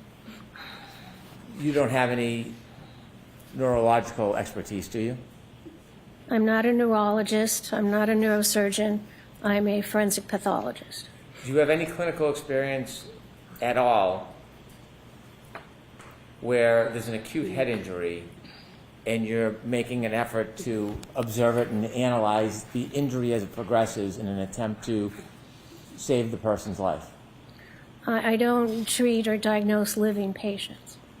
I understand, but as far as your background, have you ever had any experience, clinical experience, showing the progress of an actual brain injury and trying to treat it? I understand the physiology of what happens to the brain when it is impacted by something, whether it be a bullet, a boulder, a fall. So I know what happens to the body to cause the changes from that trauma. I don't treat people for those injuries. In observing a brain that's in trauma and making determinations of how long it's viable or whether the person will expire, do you know the process that a neurosurgeon would go through in order to fight to preserve the person or save the person? Do you know the step-by-step process that they would undertake? To do what? To try to operate or save somebody from a head injury, from a brain injury. I'm going to allow it because of prior testimony. Well, it depends on what the brain injury is. If you have head injury and you have bleeding on the brain that's pushing the brain one way or the other, it would be a subdural. Then a neurosurgeon would come in and try to take that blood away so it doesn't compress the brain. So that's something that neurosurgeons do to treat head trauma. They can also put in drains into the ventricle of the brain, and that can relieve pressure in the brain because that brain swelling is a bad thing. So those are some of the things neurosurgeons do to treat brain injuries. And can they remove part of the skull to relieve pressure? Oh, yes, they can do that. It's called a craniotomy. They can take out part of the skull if they need to. So there are a number of different steps that a neurosurgeon can take when someone suffers acute brain trauma to try to save the person, isn't there? Well, the job of any doctor is to try to save a human life if you treat living patients. So certainly a neurosurgeon would evaluate the patient and decide if there's any treatment needed that could improve the patient. When you've had cases in the past as a medical examiner where there have been issues regarding brain injury, wouldn't you agree that you have sought outside consultation with people who have a higher degree of specialty in brain injury than you? Sometimes what we do is when we're examining the brain, we can call in for a conference and have a neuropathologist come in and review the brain with us. And back when you were a medical examiner, you did that on a number of occasions, didn't you? Yes, that's routine. The reason why is because there are different specialties in medicine, and some are different and separate than your specialty, correct? Of course. And a neurosurgeon or a brain surgeon, it would be a different specialty than yours. Yes. And they're focused on the brain, yes? A neurosurgeon does brain surgery. And so, how many times in your career do you think that you've assisted the help of neurosurgeons to take a look at brain study to help you? I've never needed to speak with a neurosurgeon to look at a brain. Sometimes we call in neuropathologists and we have a forensic neuropathology conference where we look at brains with the interns and residents. How often would you call a neuropathologist? Maybe once a month we would have a routine conference. And again, the neuropathologist, that's dealing with a person's brain after they're already died. Correct. So it's not a clinical setting or a clinical experience of actually watching the brain at work and seeing the injury as it progresses. We don't do neuropathology like that on living people. The person is deceased. You had an opinion to the jury today, and you said that you believe that Mr. O'Keefe died within 15 minutes. Yes, I think that process would start within 15 or 20 minutes. Is that to a reasonable degree of medical certainty, that opinion? Yes, based on the severity of the injury and the brain swelling. You're aware that there are numerous level 1 trauma centers around the country that deal with brain injury, right? Sure. And the idea is that people suffer all types of brain injury, and if they are given medical attention in a reasonable amount of time, there's a chance they can be saved, yes? It's possible, but many are so severe that they cause death no matter how fast they can get medical attention. In fact, every day when people get the right attention or proper attention, they're brought to level 1 trauma centers around this country to try to help them or save them. Isn't that fair to say? I would hope so. Do you think? Sure. When you looked at Mr. O'Keefe's brain, obviously it's after he already expired, correct? Obviously, And yes. so you didn't have any clinical observation of the progress of his injury that night, did you? I was not observing him. I did not observe how he got his injury. When you gave an estimate or you give an opinion about how long he was alive for, are you aware that there's certain tests that are done by neurosurgeons when people are suffering brain injuries but there's an attempt to save them? Sure. Have you ever heard of a Guzman coma score? Glasgow, you mean? You know, it is Glasgow, but you've heard of Guzman? It's called Glasgow coma score. Have you ever seen the assessment that a level 1 trauma center goes through when they're trying to save somebody with a brain injury? I'm generally familiar with the emergency procedures to save somebody's life. Have you ever read any statistical studies attempting to correlate the brain injury with the time somebody would live for? I am aware of that, and I see that in my practice of people who have survived brain injuries and die of something else. Then I can look at the brain and understand how the brain can heal or react to injuries. And many people who suffer coup contra coup will go into a brain surgeon center, and many of them pass after time, don't they? Now, every case is different. Right. Some might live for an hour, hours, weeks, months, or survive the injury. Isn't that fair to say? It depends on the case.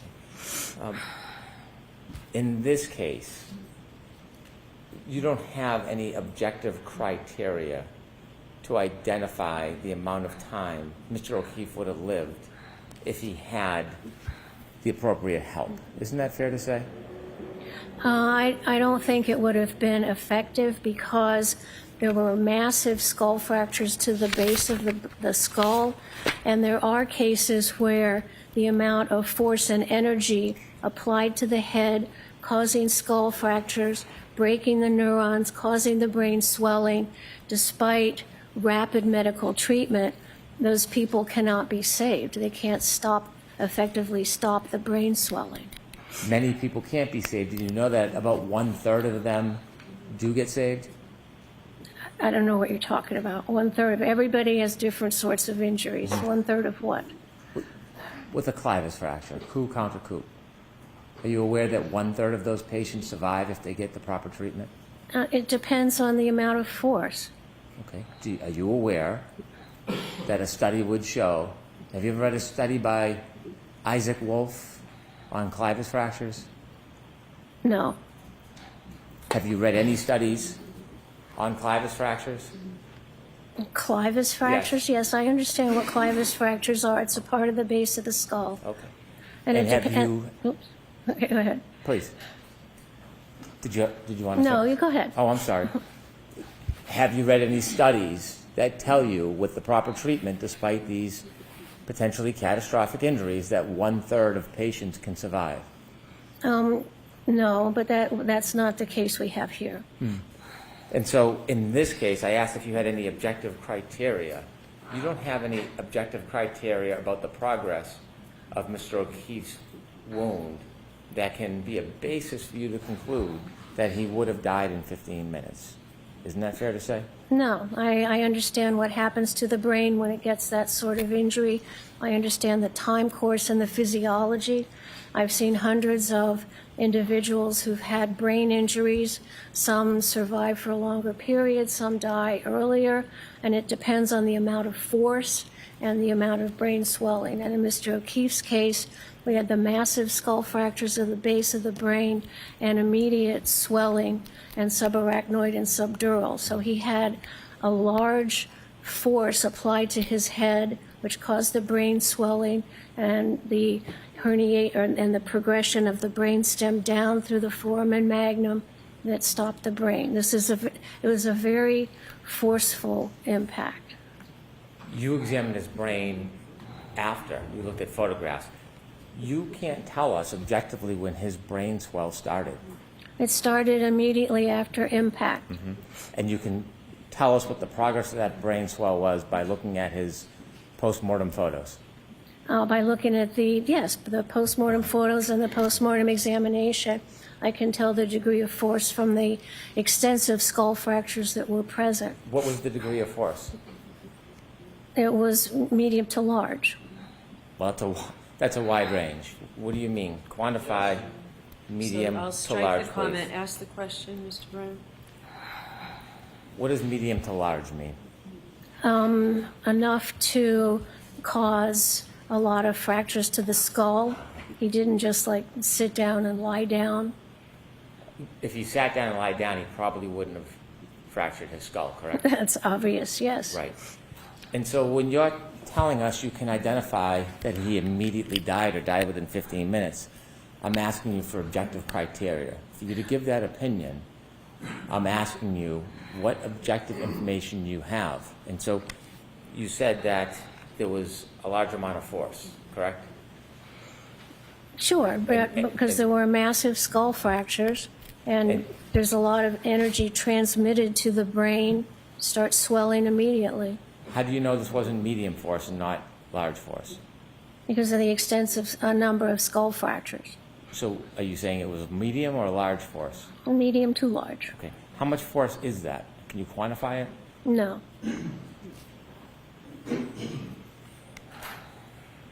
What other objective criteria do you have to support your opinion that Mr. O'Keefe died within 15 minutes? My training and experience of seeing thousands of deceased people from head injuries and knowing some of their clinical course when they get immediate medical treatment, they don't survive. But you would agree many do. Depends on the case. And in this case, you didn't have any opportunity to observe the progress of Mr. O'Keefe's injury that night, correct?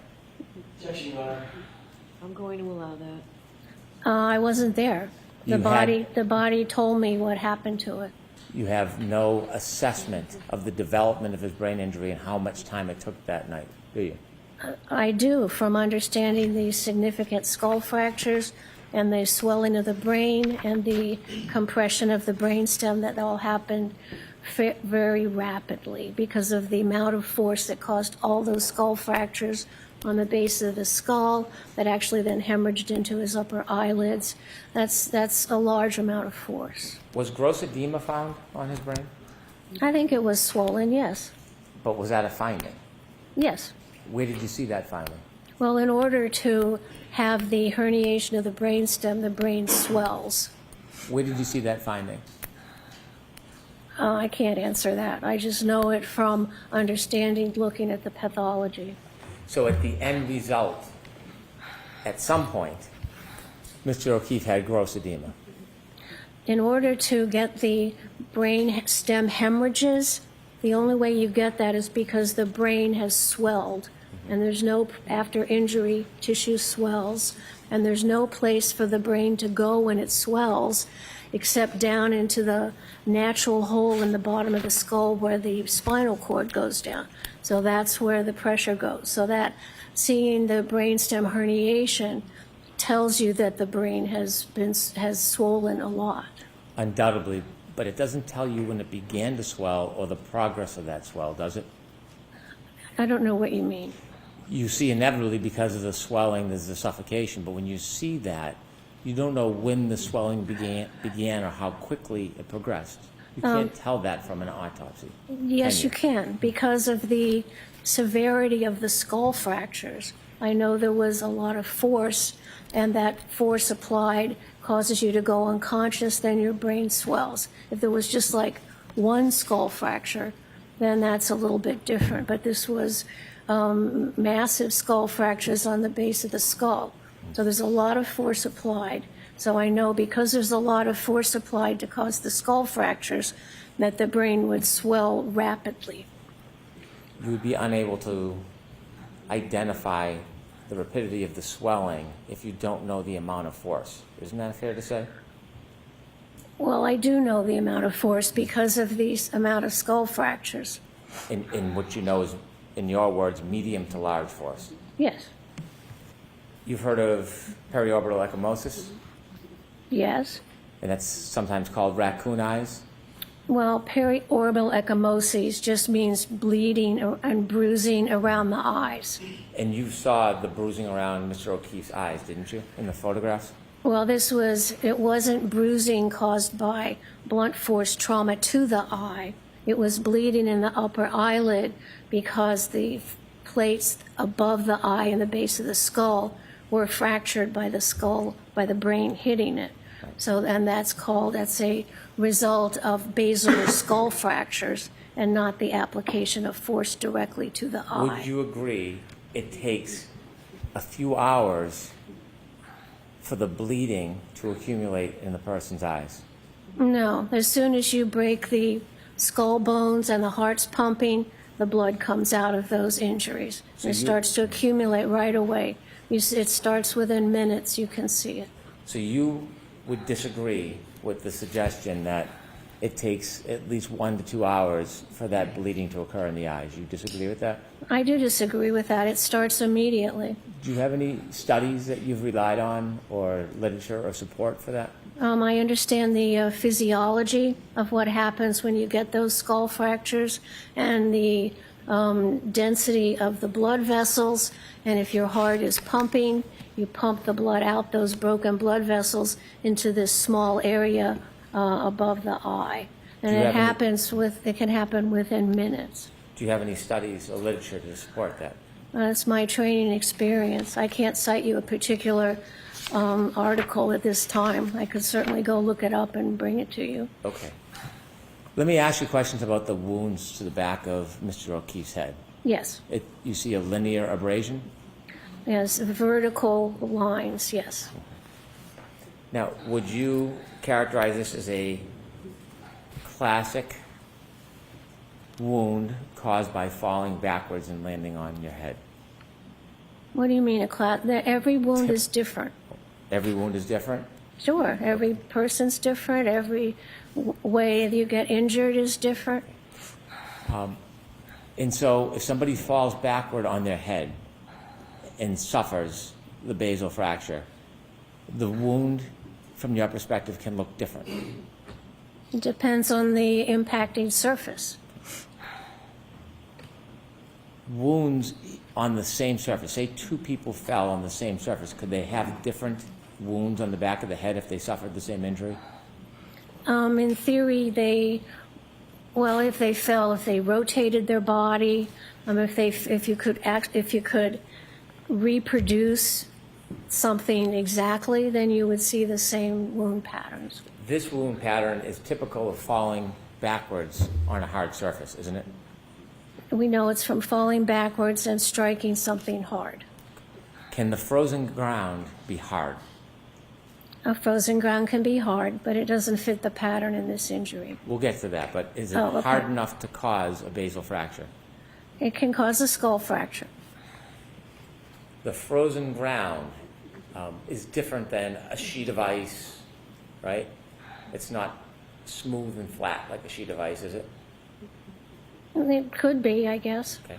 You mentioned there's some granular patterns in this wound. Yes. didn't you? Yes. The area in front of 34 Fairview, the frozen ground, do you know if there was any impediments in the lawn that was frozen? In the what? Oh, the lawn? Yeah. Yeah, sorry. Yes, I saw the scene photographs when the snow was removed, and it was like winter lawn grass, so it was some green, some brown that was pushed down, and like straw that was going different directions, which wouldn't give you that pattern. Did you see the exact area where Mr. O'Keefe last moved? I saw that general area, and there were a lot of photographs, Well, yes. You say general area. Can you tell us that you saw photographs of the spot where Mr. O'Keefe was lying when he was found? Yes, that general area. Could you see the ground where his head was? Can you identify that? Yes, with the scene investigation, they shoveled the snow off of that area. And you had never had a chance to go out to that scene yourself, did you? No, I just looked at all the photographs. You cannot see what's under the grass and the dirt, can you? Well, dirt's under the grass. Well, do you know if there's any rocks or impediments or bumps?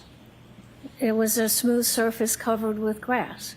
It was a smooth the front lawn was a It smooth was surface? a flat surface Flat. covered with grass. Okay, and do you know what was under the grass, whether there was any pebbles, rocks, debris? I didn't see any. From the photo. Correct. But you don't have any first-hand knowledge that exact area where he ended, what the turf was like, do you? I saw photographs of that lawn where they removed his body from. So you're relying solely on the photographs, is that fair to say? Correct. Do you know if Mr. O'Keefe was wearing anything that could cause abrasions when he landed to cause that scraping pattern in addition to the linear abrasion? He did have a baseball hat on, but that would not cause the pattern. The area of the abrasions, is that in the area of the level of where a baseball hat would be on the back of somebody's head? It could be. Could be. If somebody hits the ground and falls backwards, can they slide? And if they're on an incline, What if they're thrust? well, if you fall backwards and you fall backwards on an incline, your body might move. Well, what if you fall backwards on flat ground, does the body, can it move after it falls? Not really, maybe a little. If from the momentum of the impact, it might move slightly, but not really.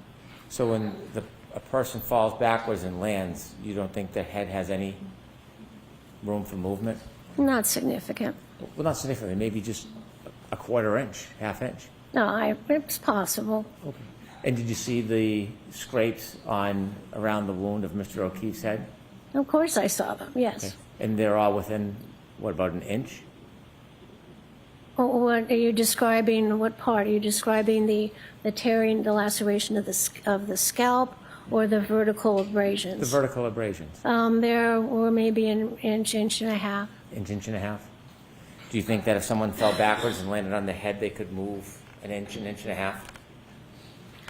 Well, he landed on something that had a ridge on it to cause the laceration in the scalp, and then with a little bit of movement, those vertical scratches were caused by some kind of like pebbly-like surface.